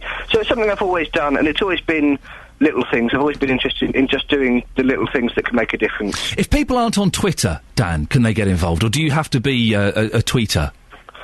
You have to use Twitter to start it. Right. It was inspired by the way that I used Twitter last year to start Riot Cleanup, the big cleanup after the riots in London. So it was inspired by that, and Twitter was always going to be at the heart of it. Yeah. But what we found is that Twitter is where you start the thing, but once you're out there doing it, other people come along. Once the idea is public, other people say, I'll come along and help, who aren't on Twitter. So my favourite photo from Riot Cleanup last year is a lovely old lady, must be in her 70s or 80s, standing on the street, surrounded by people on their mobile phones tweeting, and she's just standing there with a broom. Fantastic. So once you start it, other people soon join in. Dan, how many people do you reckon have used this service so far? It's hard to tell, but we've had about 50 events started up in the past couple of weeks, Dan, so it's taking off. It sounds fantastic. I wish you the best of luck. We'll speak to you next year when you're a .com millionaire. Is that all right? Absolutely. Thank you very much. There's Dan Thompson, the founder of We Will Gather. There is a website, wewillgather.co.uk. And if you go on Twitter, if you're on Twitter, if you hashtag We Will Gather, you can see it. Fantastic. I love stuff like that. People just doing small things in their community to make it a little bit better. That's what it's all about, isn't it? Hey, another thing I love. World records. I love world records. Who doesn't love a world record? Well, staff and students at the University of Hertfordshire will be attempting to complete the world's longest handshake chain. Yeah. The big shake-off starts this afternoon at 1, and we've invited a couple of the competitors into the studio to warm up. So, we've got Andrew Francis and Tom Peverell. Who's who? I'm Andrew. You're Andrew and Tom. You're Tom. Yeah. Andrew, for this interview, I'm going to shake your hand. Is that all right? That's fine. Are your hands clean? Oh, he's got a firm grip. I have. I'm going to move my microphone over here. This is awkward because we're both... Hey, steady on. Right, I'll move my microphone. You're the boss. We'll compromise. No, I'll shout into mine. Andrew, you organised this. I did. Already I feel we've been shaking hands for about 10 seconds, and already this is uncomfortable for me. Well, it's fine for me. You do get these people, don't you, that do... you go for the handshake, and they'll be there for like a minute later, they're still holding your hand. Why did you get the idea for this? Well, first of all, thanks for inviting us along. It's a pleasure to have you here. It all starts at 1 o'clock today at College Lane at the University of Hertfordshire. Sorry, shake and shake. Well, we always do things at the start of the year, but this is an important year for us. It's, in fact, our Diamond Jubilee year. We wanted to do something different. We wanted to do something that was a bit of fun. And we thought we'd go for something that was symbolic, but simple, and handshake seemed the right thing to do. I'm liking the handshake. You do a good handshake. It's firm, but not aggressive. Good. Also, you get these people as well that do that handshake, the power handshake, where they put their hand on top. Yeah, I know. There's none of that going on. No, I'm feeling good about this. How did you approach people and get them involved? Well, I'm sure a lot of people say, "Oh, come on, grow up." For this. I mean, I think word of mouth is absolutely not enough these days, and we get young guys like Tom here to help us out and use social media. Mm-hmm. So we've been tweeting and Facebook, and we text all our new students, and of course we've been emailing people and everything else that we can do to try and gather as many people together this afternoon to give us the best chance of beating the record. What's the world record at the moment? Well, that's a good point, Ian. About a week ago, it was 680, and so I was very confident that we would smash it. Yeah. And about a week ago, I had a telephone call from Guinness to tell me that it increased to 2,380. Oh, who did that? It's an American company. So we've got our work cut out, hence the reason why we're here and everywhere, encouraging everyone, and that's students. So you want to get 2,500 people to come, we do. Basically. How many have you got signed up so far? We've got, I think we're going to get, on Facebook, we've got about 600 or 700. Okay. And we've got a lot of staff working at the university. I think there's pushing 3,000 staff at the university. So we're encouraging all staff, and we're even encouraging our local residents to come along too. So anyone can come along, even if they're... This is the weirdest interview I've ever done. Yeah, me too. So anyone can come along, even if they're not a student or a staff. Indeed. Tom, you are a student. I am indeed, yeah. Shouldn't you be studying instead of doing some nonsense like this? You're broken Britain, aren't you? I am actually a student, but I'm on placement at the university. Right. So I've got, obviously, 2 roles there. But as a student, I think it's a fantastic thing for them to get involved with. Yeah. Especially, like Andrew said, in our 60th year, which is quite important, and welcoming them to the university. Is there a length of time this has to go on for? Does it have to be a long time as well? It does, actually. The actual record is the most people simultaneously shaking hands for 1 minute. Okay. So it's about the most people that we can get rather than the chain idea. Okay. But so 2,380 it currently stands. So it's pairs of people shaking. It'll be huge. No, it'll be one line. Yes, indeed. It's taken quite a lot of planning. We'll see how it goes later on at 1 o'clock. Are you bringing lots of hand sanitizer? Because some people are a little bit funny. Is there any reason you're saying that?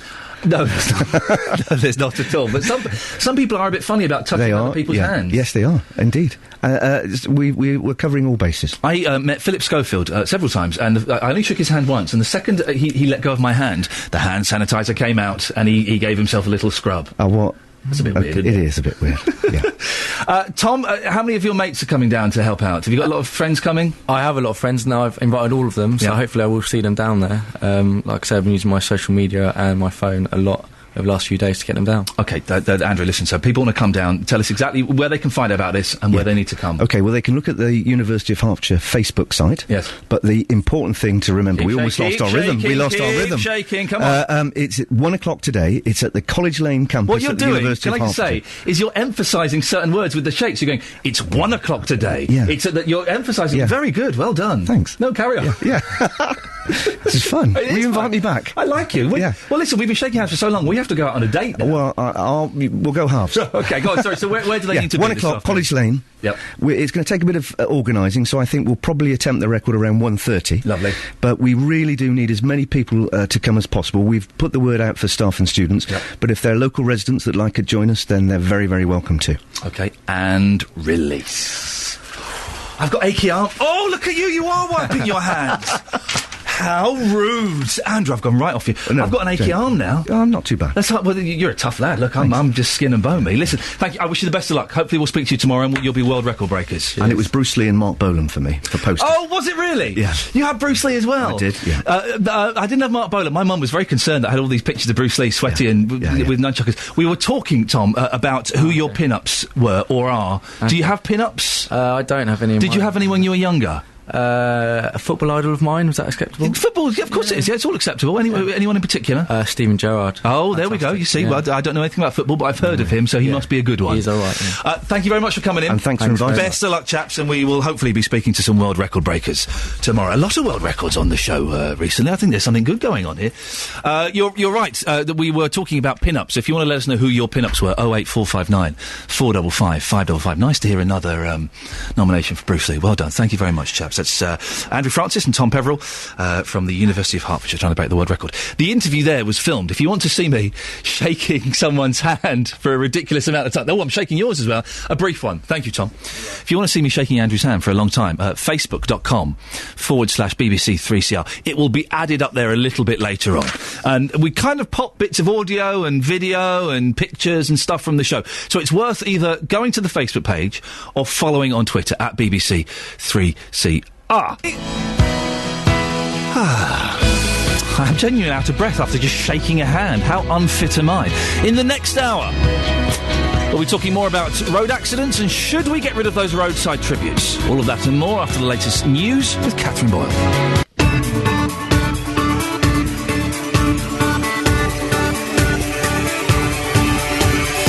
Thank you, Catherine. Good morning. This is Iain Lee on BBC Three Counties Radio. It's just gone 8 o'clock. Another hour of the show before Jonathan Vernon Smith comes and does his thing. Coming up, If you're a working mum, you're letting your kids down. That's according to the heads of the IMF. You can have your say on that. I've got some tweets that are furious. Road accidents. We've got the latest figures for the road accidents in the Beds, Herts and Bucks area. How can we make the roads safer? I say get rid of those roadside tributes. They're distracting and unattractive. And also we'll be talking more about We Will Gather, the new hashtag phenomenon that's taking over the internet. 08459 455 555 is the phone number. The texts and the emails aren't working, so you can either tweet us at BBC3CR or give us a call. 08459 455 555. BBC Three Counties Radio. Now, today the BBC is looking ahead to one of the biggest changes in the history of the NHS. But how are they going to affect us in the three counties when they come into force in April? We heard earlier from Dr Jeremy Cox. He's a GP in Hitchin and chair of the Hertfordshire Local Medical Committee. I think anxious would be quite a good word. These are huge changes. We've taken a thing that we think we quite well understood, something called a primary care trust, a PCT, which we may not always have loved, but which we understood, and we're replacing it with a completely new body and a completely new set of rules and regulations, really, or that's how it feels. That could be a really good opportunity. It could not be. Sanjeet Soin from Luton joined us in the studio earlier. He's a regular NHS user as he lives with type 2 diabetes. He told us he was clueless about the changes. There should be more information, like us, we should be told, and then we can pass on the same information to our patients with diabetes who attend our meetings, because I'm the chairperson, and if somebody comes along and asks me these questions, I've done.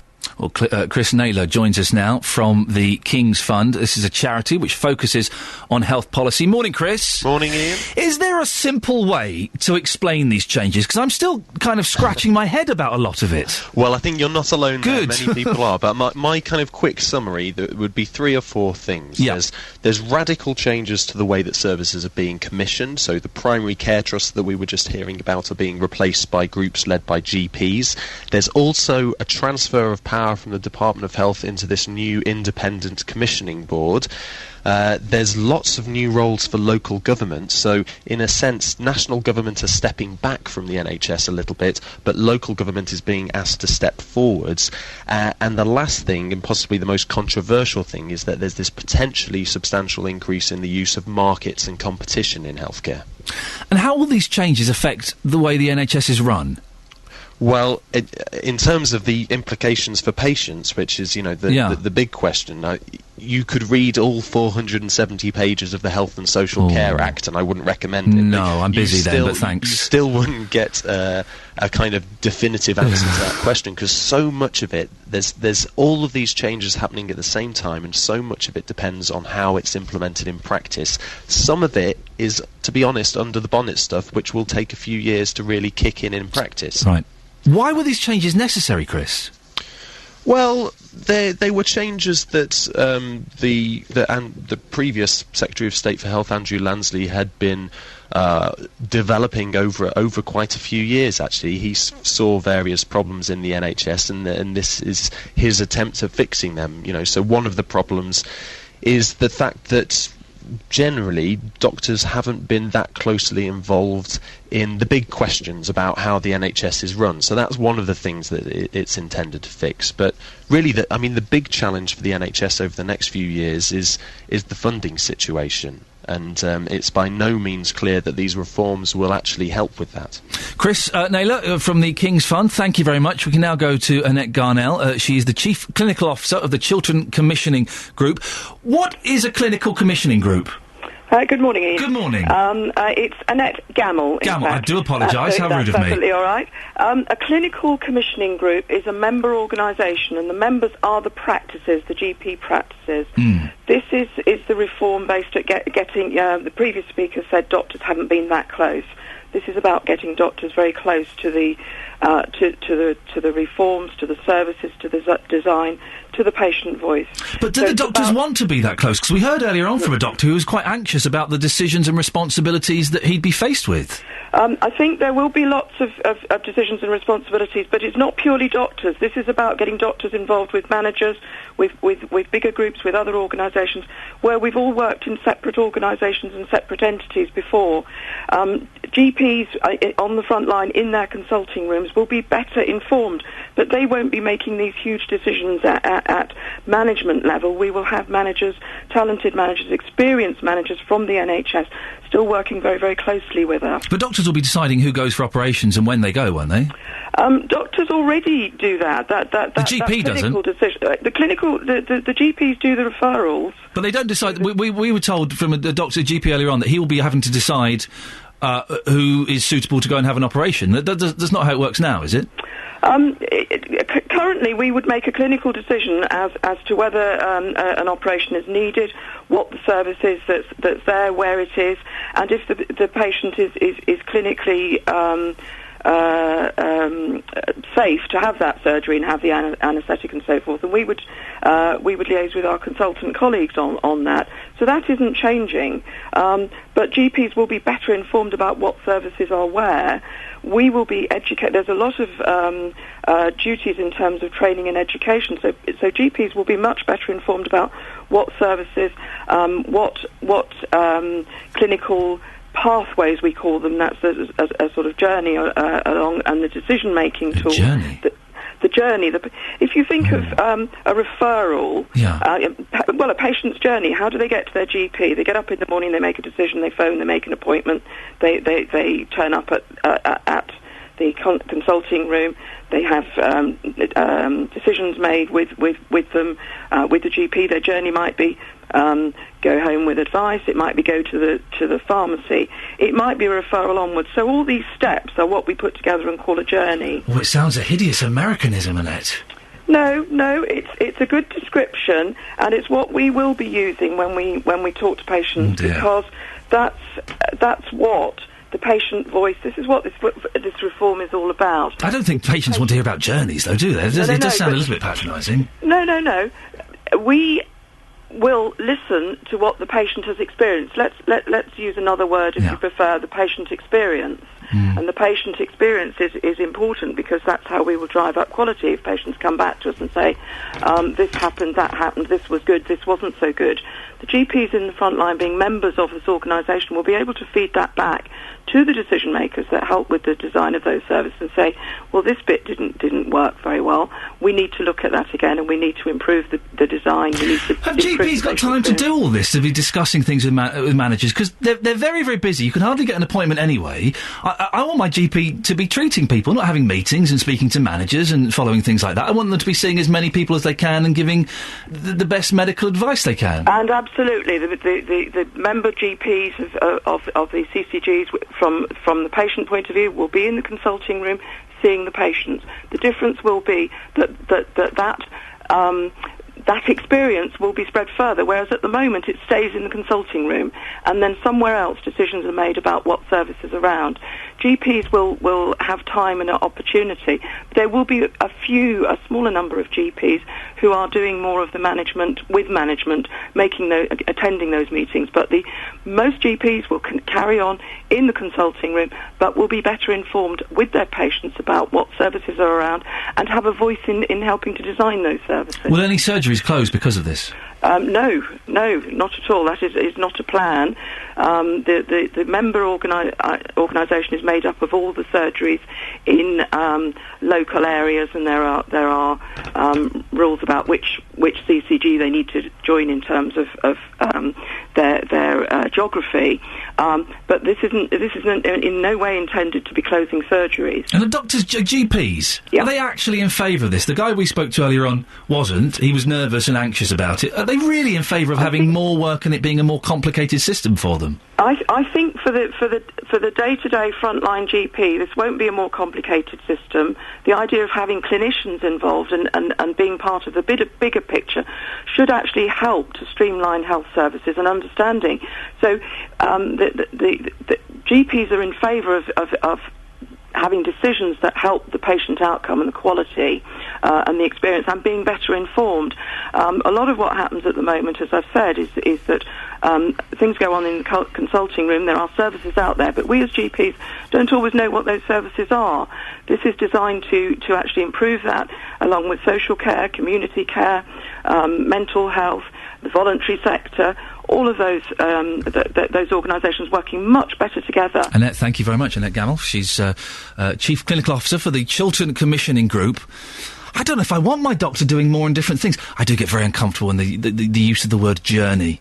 It was a very popular word in TV production about 5 years ago. OK, interesting idea, but what's the journey? I want the presenter to be going on a journey. Yeah, every production meeting 5 years ago, I want the presenter to be going on a journey. When the word journey comes in, we don't want to know about the patient's journey. Patient goes to the doctor, he either gives them some medicine or refers them to the hospital. That makes sense. Listen, if you are a GP, I would love you to call in. The texts aren't working, so call in. Are you genuinely looking forward to this, or are you kind of scratching your head going, huh? What? More work? 08459 455 555. It's 8:15 on Thursday, the 27th of September. These are your headlines this morning on BBC Three Counties Radio. The first in a series of reports on the sexual exploitation of girls in Greater Manchester says the police and social workers failed to act when told what was happening. 3 weeks after the hit-and-run murder of Delaney Brown, his grandfather has called for witnesses to help the family by speaking up. In sport, England's women's cricket team has beaten Pakistan by 43 runs in their T20 World Cup match. Weather coming up shortly with Steve, and later on in the show, figures already released show there were nearly 8,500 casualties on our roads last year. This morning we're asking what can be done to increase the safety of our roads. Before 8:30, we'll speak to a mother who lost her son in a motorbike accident in 2004. BBC Three Counties Radio. Oh, Jonathan Vernon Smith is in the studio. I was listening to your show, thoroughly enjoying it yesterday. I thought it was a fantastic show. Thanks. The Consumer Hour was wonderful. You had a gentleman who had great trouble. His jump-starting kit had broken down. Yes. And then you found one, and I thought it was brilliant that people... one of the great things about your show is that people will phone in, they'll help and offer advice. And they said, we found this kit, it's £33, it's on a website. And he's going, well, I don't have a computer. And you said, well, we found out that he had a daughter who had one, but she wasn't coming back from holiday until Friday. Yeah. And you were just... Can't you wait until Friday then? Well, no, I need it now. I really do need... Are you going... Your line was, can you try not to get a flat battery or a flat tyre between now and Friday? Well, I'll try my best, Jonathan. Well, we managed to, because I know that this is Roy that you're talking about. It was Roy, it was wonderful. Roy, he was still concerned that he was without his jumpstart kit. So we managed to find a local shop in Luton yesterday afternoon that actually sells one for $23.99. So after the show yesterday, we sent Roy to go to this shop and purchase it, and after 11 today, we'll find out did he have success.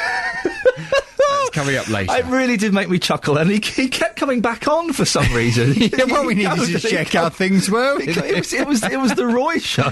Well, it might be the Roy show again today. Listen, I know that Bill Buckley's filling in for you next week. Yeah, I'm just thinking, let's pay Bill off. We'll get Roy in to do the whole show. Well, yeah, it's fine by me. What have you got this morning, Jonathan? Well, coming up after 9 this morning on the Big Phone In, we're picking up on this topic that you've been discussing today. I'm asking, do you always have to choose between a career and your family? As you've been discussing, the head of the International Monetary Fund, Christine Lagarde, says women can't have it all. She says women must accept that there will be failures if they attempt to juggle a career and raise children at the same time. Well, is that right? I mean, she's ranked as the 8th most powerful woman in the world, so perhaps it's not possible for a woman at her level... Behind Jennifer Aniston, I think. You reckon? Why not? She's good. She's, yes. She's good in that film, The Breakup. Anyway, sorry, Carol, I've ruined your flow. No. I was just going to ask, perhaps if you're at that kind of level, then it is very difficult to be able to combine a family and your career. But for most women, is it perfectly possible? Or do you think, no, she makes a very good point, and actually women should accept that if they do have a career, the chances are their family is suffering as a result? 08459 455 555. Do you always have to choose between a career and your family? It's the Big Phone In from 9. I look forward to listening to it. By the way, what's wrong with liver? It's disgusting. Listen, don't tweet that you are going to cook disgusting food for your foreign guest. Liver and bacon is delicious. I brought it. It's in a Tupperware upstairs for my lunch. You got cold liver and bacon into this building. It's delicious. You're disgusting. She loved it, and she had seconds. Have you really got an Argentinian friend, or are you just making this up to sound popular? Honestly, she's staying, and she said, "What can you cook me that's English?" And I'm thinking, well, what can I cook her that's English? And roast dinner? Look, well, she's had that. Okay. So I said, how about liver and bacon? That's I grew up on liver and bacon. My mum used to do liver and bacon. Look at the state of you. full of winter goodness. So I did a liver and bacon. She loved it. Thank you very much for sharing that with us. Jonathan Berners. What a strange cackle that was. Take your rubbish out of my studio. Go away. Jonathan Berners-Smith will be on at 9 o'clock. Always worth a listen. Always worth a listen. Good morning, this is Iain Lee on BBC Three Counties Radio. If you want to give us a call at any point this morning, the texts and the emails are down, so the phone number is 08459 455 555, or you can tweet us at BBC 3CR. There were nearly 8,500 road casualties in the three counties last year. That's according to a report on road casualties out today. 82 people were killed on our roads and 782 seriously injured. Justin Dealey is still at the Transport Cafe on the A5 in Hertfordshire. Justin, what have the drivers been saying to you? Well, the biggest complaint here, Ian, with the drivers is cyclists. Every single driver I spoke to said a similar situation to what we heard earlier on. They're at traffic lights. Cyclists are literally hanging onto their trucks for balance, which is incredible. Also, they would like to see a bigger police presence on our roads. I think that goes without saying. And, of course, you have been discussing roadside tributes on the programme this morning. Are they dangerous? Well, this driver I've been talking to, he says there should be a time limit on how long that tribute is actually there for. Take a listen to this. They are a distraction to other road users. People, obviously, they're bereaved. They want to go to the place, mark the spot where people have died. But it's how they approach where that area is. They're concerned about what's happened and their friends, their griefs, and that. They don't care about how they've parked or what endangerment they're causing to anybody else. And I don't think, in this day and age, it's a prevalent thing. So how long are we talking here? What, 2 days, a week? I would say 2 days. 2 days max? Yes, 2 days. And then, obviously, clear it away. The tribute's been made. People know that the spot's there. It serves no purpose whatsoever to have a continuous marker. Because some people might say you're being slightly harsh, but you're thinking here about road safety, aren't you? Exactly, yeah. It's not, okay, an accident's already happened, so why have something there to remind people that there's an accident when they're going to cause an accident there in the first place? So the views there of one driver earlier on this morning who doesn't wish to be named this morning. And another point which keeps on coming up here is retesting. I mentioned yesterday, Ian, that I failed my driving test 5 times. Incredible. I was a pretty poor driver then. I'm a pretty poor driver now. But I think to myself, if I was to be tested again, would I actually pass? Because all of those safety tips that I picked up years ago, would I still know them now? Probably not. Justin, here's an idea. You and me, we're going to do our driving tests again. You up for it? Well, the only thing is, I've been told about this before. Apparently, if you fail... Oh, hang on. Hang on. If you fail, apparently, they can take your licence off you. So maybe not. Justin, here's an idea. You and me, we're not going to do our driving tests again, OK? Absolutely. Thank you for the fact. Anything else, sir, before I let you go? Well, yeah, I was going to say, lots of people here just having their say, particularly about the slip roads again. Yeah. Slip roads, also motorway driving, the way that drivers cut off when they've got an exit slip road to get on. They do think that something's got to be done because the roads right now are a very dangerous place to be. And these, of course, they are professional drivers. They know what they're talking about. Justin Daly, thank you very much. Now, Mary Amos Cole's son, who was killed in a motorbike accident in 2004. She joins me in the studio now. Good morning, Mary. Hello, darling. Thank you very much for coming in. I like you call me darling. That's nice. No one says that anymore. That phrase is kind of on the way out, and I like it. If you just move a little bit closer to the microphone, okay. Darling. There we go. Now, listen, on a serious note, your son, Richard, was killed in a collision with another car. He was on a motorbike. What do you remember about the day that you got the call? It was 10:30 on a Wednesday morning, bright, sunny, gorgeous morning, and Rick Amos, everyone called him. I called him Rich, said, "I'll be over in the afternoon, Mother, to cut your trees." And as I was, my husband come home from work early, and he said, "Come, let's go to Milton Keynes." And I said, "Can't go." He goes, "Why can't you go?" I goes, "Can't go." He goes, why can't you? He said, get off the bed, you're dressed, come on, let's go. I goes, I can't. Something's happened to one of my sons. I've got 4 sons, and Richard was my number 4 son from my first marriage. And my ex-husband died of cancer, right?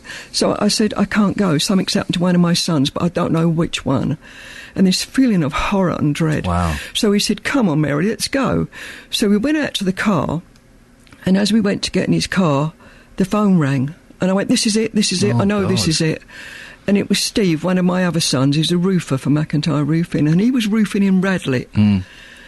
And Richard was on a test with a pupil at 10:30, right?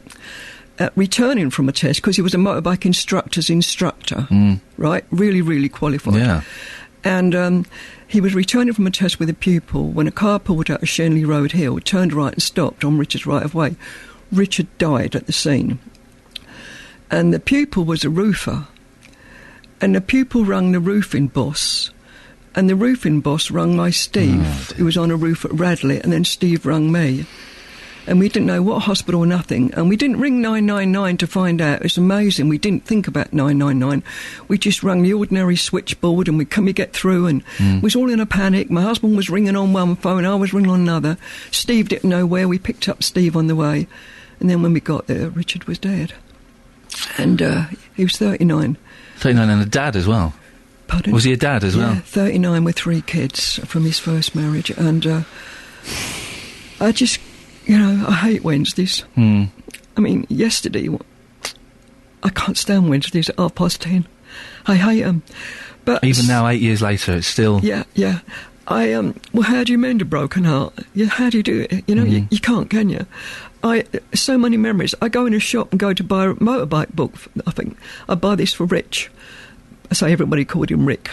And I think Jeff goes, Mary. And I go, oh, of course he ain't here, is he? And since then, I've helped campaign Think Bike. And I've got 3 roundabouts, 2 on the White Line Retail Park at Boscombe Road where the old Vauxhalls was, and 1 on the A5 Chalk Cutting in Dunstable, going towards Hotcliffe. And regarding your persons that have said about floral tributes, now, I had a stroke because the case was dismissed, but a civil action was taken later and settled out of court, right? And you've got to come to terms with this. He's got 3 kids and all that, and he's got 3 brothers. I was coming in with my husband, right? And I listened to your stuff, and I had a stroke, I say, after one of the court cases, and I'm okay now. But my blood pressure, my God, did it go up. And I was furious, because Bedfordshire Police, I've been helping the highways, the partnerships, the councils do Think Bike, and they themselves put up floral tributes in Bedford at spots that was black spots to make people aware.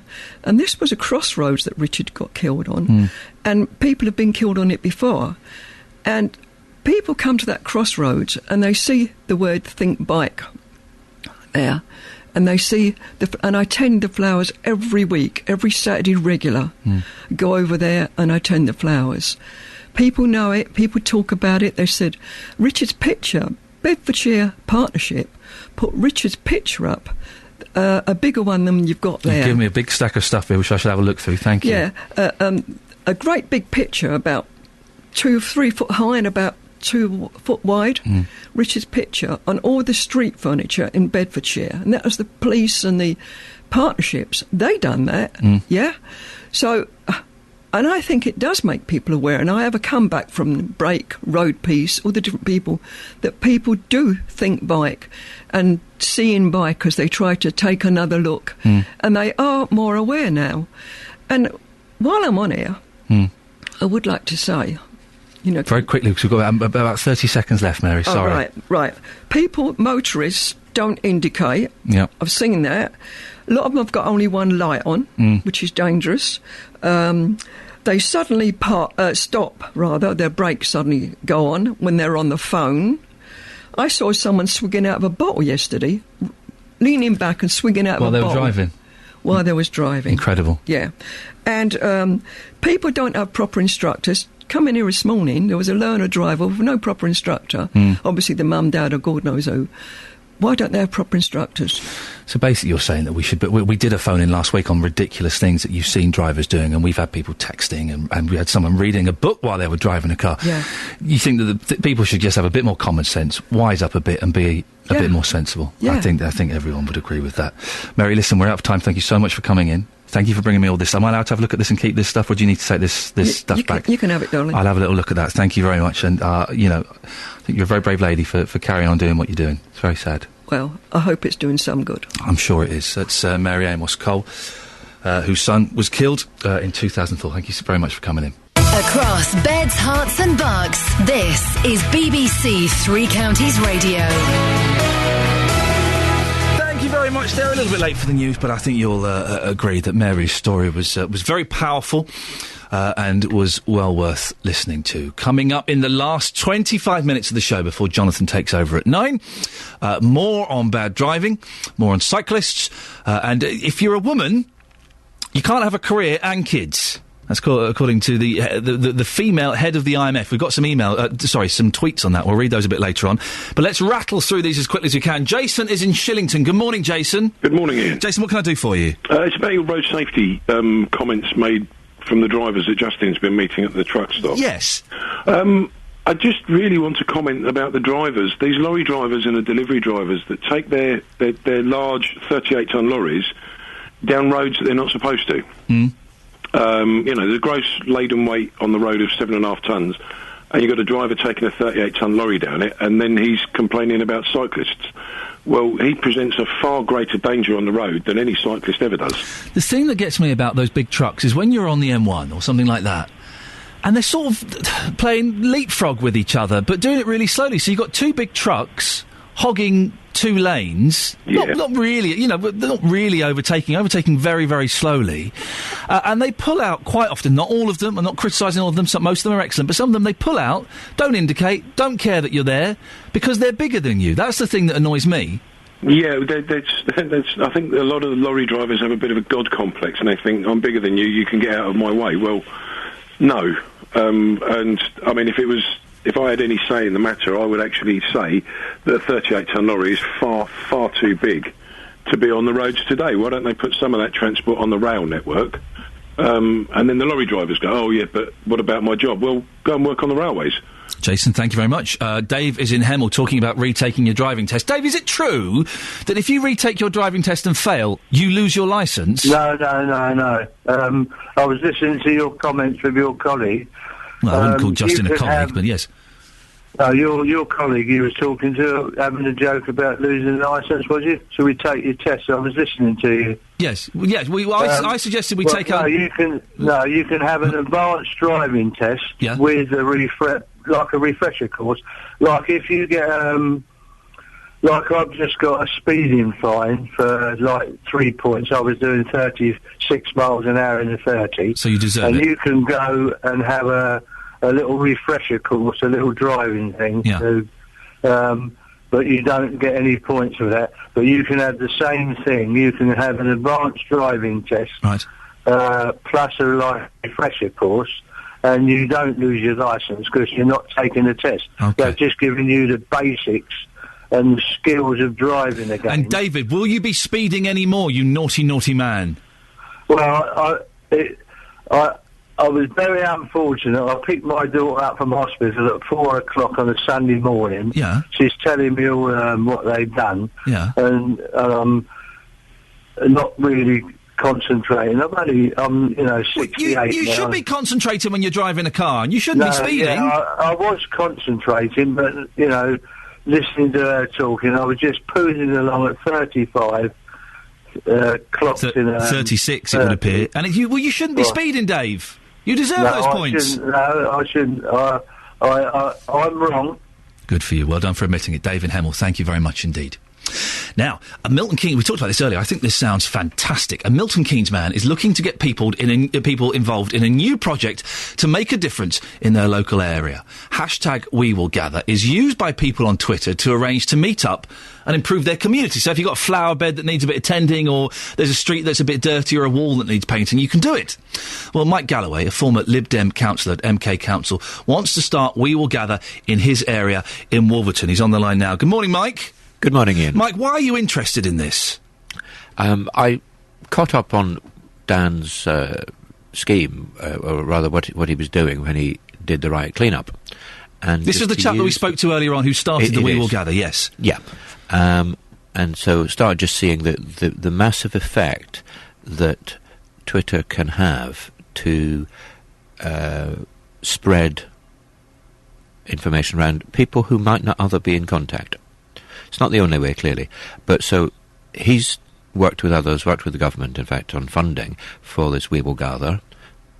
You tweet to start it off, creates a web page, you put in some details, and as he said, it's about small things, not large projects, and you come up with what it is you want to do, when, and the number of people you want. Mike, there'll be some people saying, hey, come on, painting fences, weeding, this is the local council's job. Some things may well be, but on the other hand, we can just, for years, people have just got on and done things. This is not talking about the big projects that clearly are the responsibility of the council, but there are certain bits, a bit of ground that isn't tended, potentially people can take it on.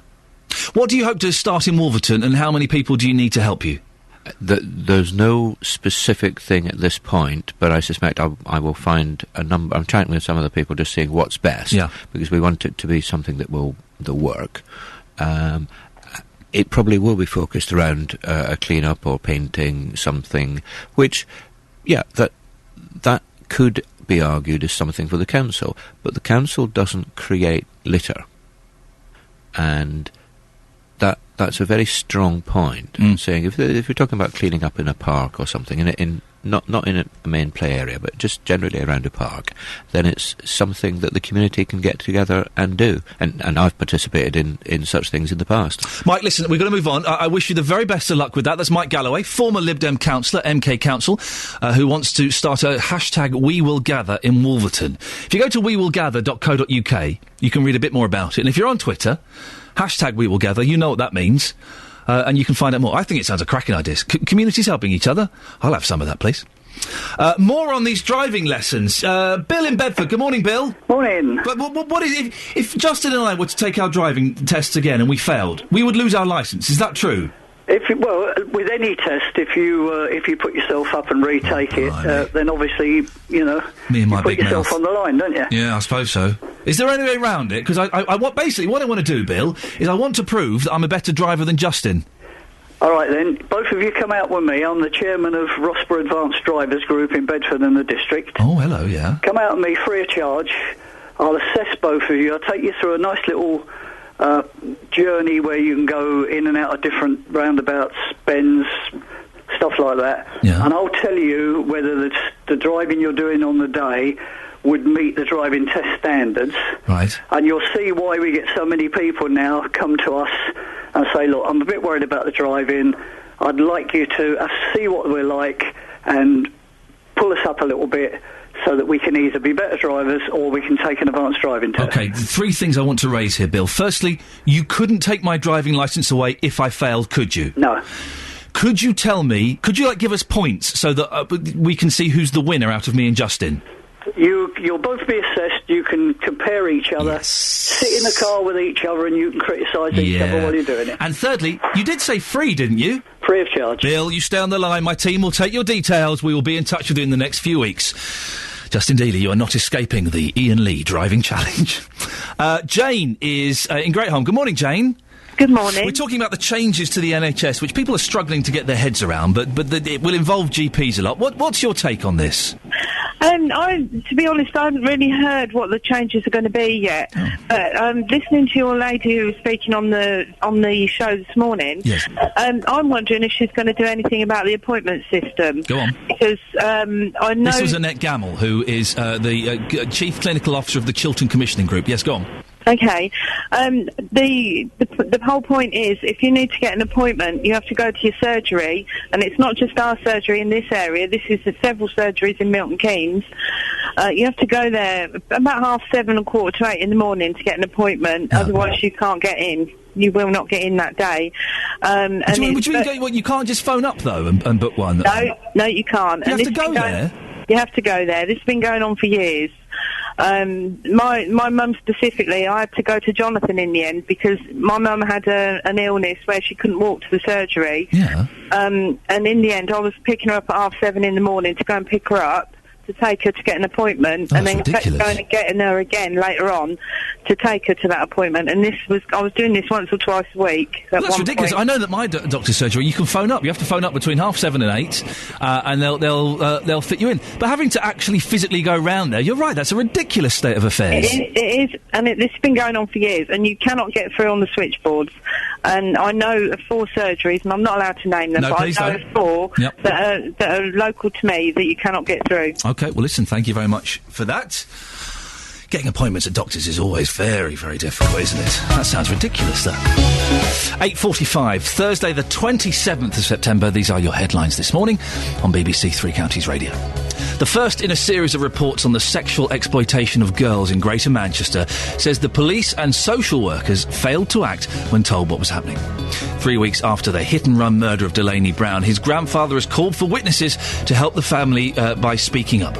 In sport, England's cricketers are in action against the West Indies in the Super 8 stage of the Men's T20 World Cup later today. And coming up, Wycombe Wanderers Football Club have appointed player-coach Gareth Ainsworth as caretaker manager following the departure of Gary Waddock. We'll speak to Gareth before 9am. BBC Three Counties Radio. Now, as a woman, can you successfully have both a career and a family, or do you accept that there will be, quotes, failures? I say that in inverted commas because that's what Christine Lagarde, the head of the International Monetary Fund, the 8th most powerful woman in the world, apparently, has come out with. She was ranked 8th in the world by Forbes magazine. April in Luton is a working mum of 1. Good morning, April. Good morning. Now, you're set up at home. It's a little bit different, isn't it, from the norm? How does it work? My husband is the at-home dad. Fantastic. I'm already deeply envious of him. How did that come about? Quite simply, when my husband and I first got together, he was earning more than I was. Yeah. And as my career progressed, I ended up earning more than he did. And he was a subcontractor as well, so his work was never guaranteed. So when it came time to make the decision who was going to look after our son, now he'd started at school and nursery and all of those things, it was just down simple math. I was earning more, I had a full-time job that came with all the benefits that came, so he gave up work. I stayed on working. And how did he react to that? Because I imagine that some men might feel slightly emasculated by that. Did he have any problems? No, I don't think my husband or I have any... I don't think we see the world specifically as a gender thing. I don't stop doing things just because I'm a girl, and he doesn't stop doing things just because he's a guy. We don't categorise a job, male or female. We just say it needs doing, who can do it. And that's how we approach life. I totally agree. I have said to my wife in all seriousness, if she starts earning more than me, I am more than happy to stay at home and be a stay-at-home dad. I would love it. I can't think of anything more magical than being around when the kids are growing up and being that kind of primary influence on them. It sounds fantastic. It is, yeah. And in an ideal world, in the ideal situation, I would love not to work at all. I'd love to win the lottery and both of us be at home. That would be ideal. April, what do you say to Christine Lagarde? Do you think that you can have a career and a family at the same time and be successful in both? I think it's very important, no matter if you're male or female, so it's not a gender thing. I think it's very important to get the work-life balance correct, because I'm very disappointed when I hear of, say, men who go out to work in the morning, they come home really late and don't get to see their children except at the weekend. Now, that's not... At the end of the day, the person who that's not fair on is the child. The child wants both parents, the child needs both parents, and so it's the work-life balance needs to be there for the children. It's a tough one to get right, isn't it? But April, thank you very much for that. There we go. Now, moving on. Wycombe Wanderers Football Club have appointed player coach Gareth Ainsworth as caretaker manager following the departure of Gary Waddock. We heard on Monday that Waddock had been sacked after last weekend's defeat. Well, Gareth Ainsworth joins us now live from Adams Park. Good morning, Gareth. Good morning. Was this a surprise, the events of the last 5 days? Yeah, of course. It's there was always rumours that that if anything did happen to Gary, then I might get a chance. But being a friend first of Gary and obviously one of his coaches and knowing him for a long time, it was gutted that he had to go. But I've been in contact with Gary since, and he says, take your chance, grab it with both hands, it's your turn. See, I was thinking that must be odd if you're mates with someone and then you get their job. Is there any bad feelings? Or he's okay with it, is he? Yeah, that's one of the great things about that man. You know, he's a real top guy, and I'm sure he'll find another club. It was a similar situation at QPR. You know, Ian Dowie was very much the same, and I think it's football in general. You know what football is, and it's results based, and I don't think there's any grudges. And I spoke to Gary yesterday, and he said, look, it's your turn. Grab this with both hands and give it a right go, and I hope you do get the job. So he must be gutted that he's gone, though. Of course, without a doubt. You know, he's a proud man, and he got us promoted 2 years ago. Unfortunately, we got relegated last year, and we've had some real bad injuries this year and a slow start to the season. So, like I say, it's results based, and Gary knows that, and I know that, and that's football in general. Gareth, when you go from being one of the lads to the boss, is it difficult to kind of get that respect? Do you have to kind of take people aside and say, all right, listen, I know you know that we're mates and stuff, but I'm in charge now, do what I say, give me a bit of respect? Yeah, without a doubt. You know, it's you've got it spot on. It's always difficult because I was playing with them a couple of years ago. I was a teammate. I was on the nights out with the lads, the team bonding, and now all of a sudden I'm telling them what to do my way. But in all fairness, what a good set of lads I've got, and what an understanding bunch they are. So they've took it on themselves to listen to me and do what I say, and they know that I do want a crack at this, and hopefully with a bit of luck and a bit of hard work we can get some results. Your caretaker manager, how long does that last for, and is there any chance you get in the gig permanently? I've not been told how long it lasts for. I was proud just to be a player in my career, but to be captain of Wycombe at one stage, and now to be leading them out and be caretaker, you know, it's just a real proud moment for me. And as long as that lasts, I'll do my best, and the powers upstairs will decide who they want as manager. If it's me, fantastic. If it's someone else, if I'm still at Wycombe, I'll be giving 100%, no matter what capacity I am. Gareth, can I ask you a personal question? Yeah. What are you wearing? I'll tell you why, because listen, I don't know a lot about football, and I think I've managed to bluff my way through this conversation quite well.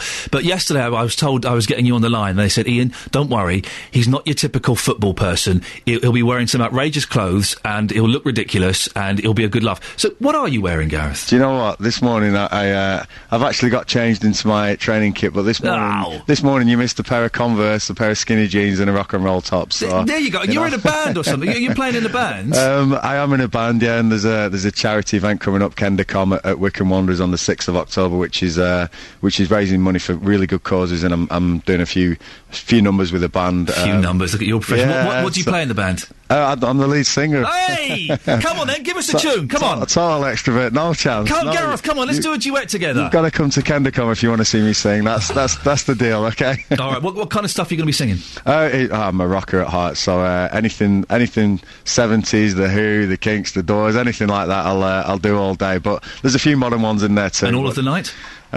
You see what I did there, Gareth? Do you see what I did there, Gareth? You really got me there. Oh, man, he's such a dedicated follower of fashion. Gareth, I'll end there. I will fade down so I get the last word in and win that. That's Gareth Ainsworth, who's the caretaker manager at Wycombe Wanderers. Thank you, Gareth. We should get him in one day. Not to talk about football, just to sing some songs.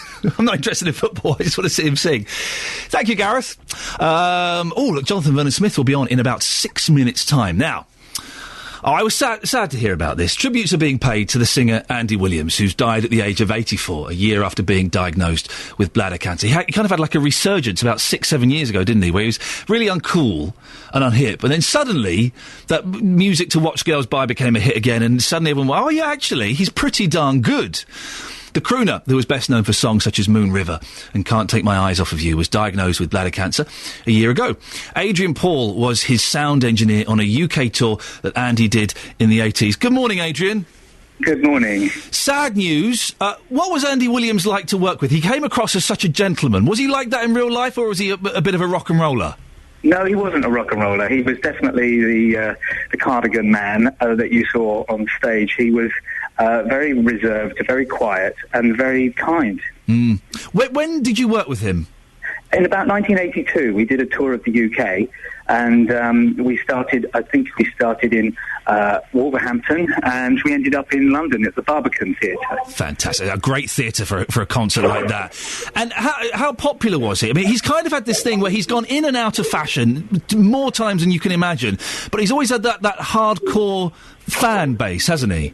That's right. He did. He had a very loyal fan, in fact. One that he would allow to come into the dressing room and have a cup of tea with him. Really? Most of the venues. Indeed, yeah. How cool is that? Well, she was like a number one fan, and he realised that, and he realised the effort that she went to do what she did. Did you ever keep in touch with him? Was it just that tour that you went with? It was a purely professional basis, and it's always best to keep it like that.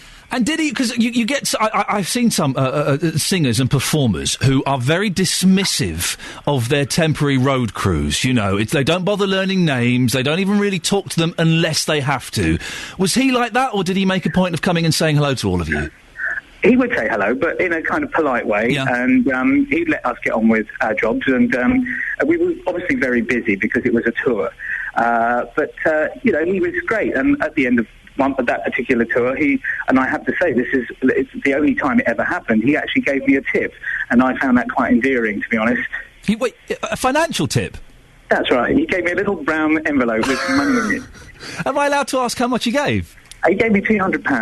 Blimey! I thought you were going to say... I've got a tax man after me now, haven't I? No. In 1982, that was worth like $1 million. I thought you were going to say like 20 quid. He gave you £200. No, he gave me... Yes, he did, yes. Well, I think that's unheard of in popular entertainment. That's incredible.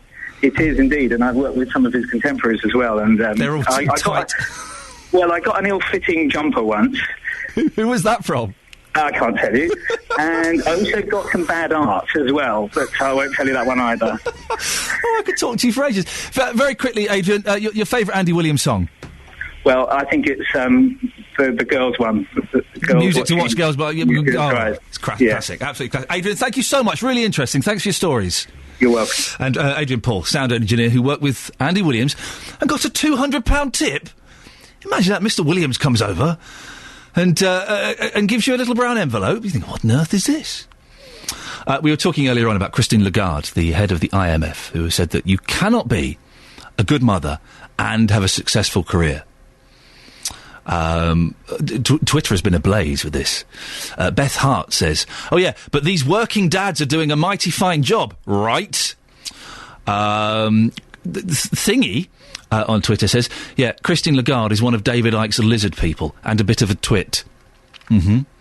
Mummy Barrow is furious and has used a string of expletives. Of course you can have a career and happy kids. And Jamie Walsh says, and this kind of makes sense, I suppose, working hard and setting a good example for your child is terrible. I agree. It's better to just teach them the benefit system.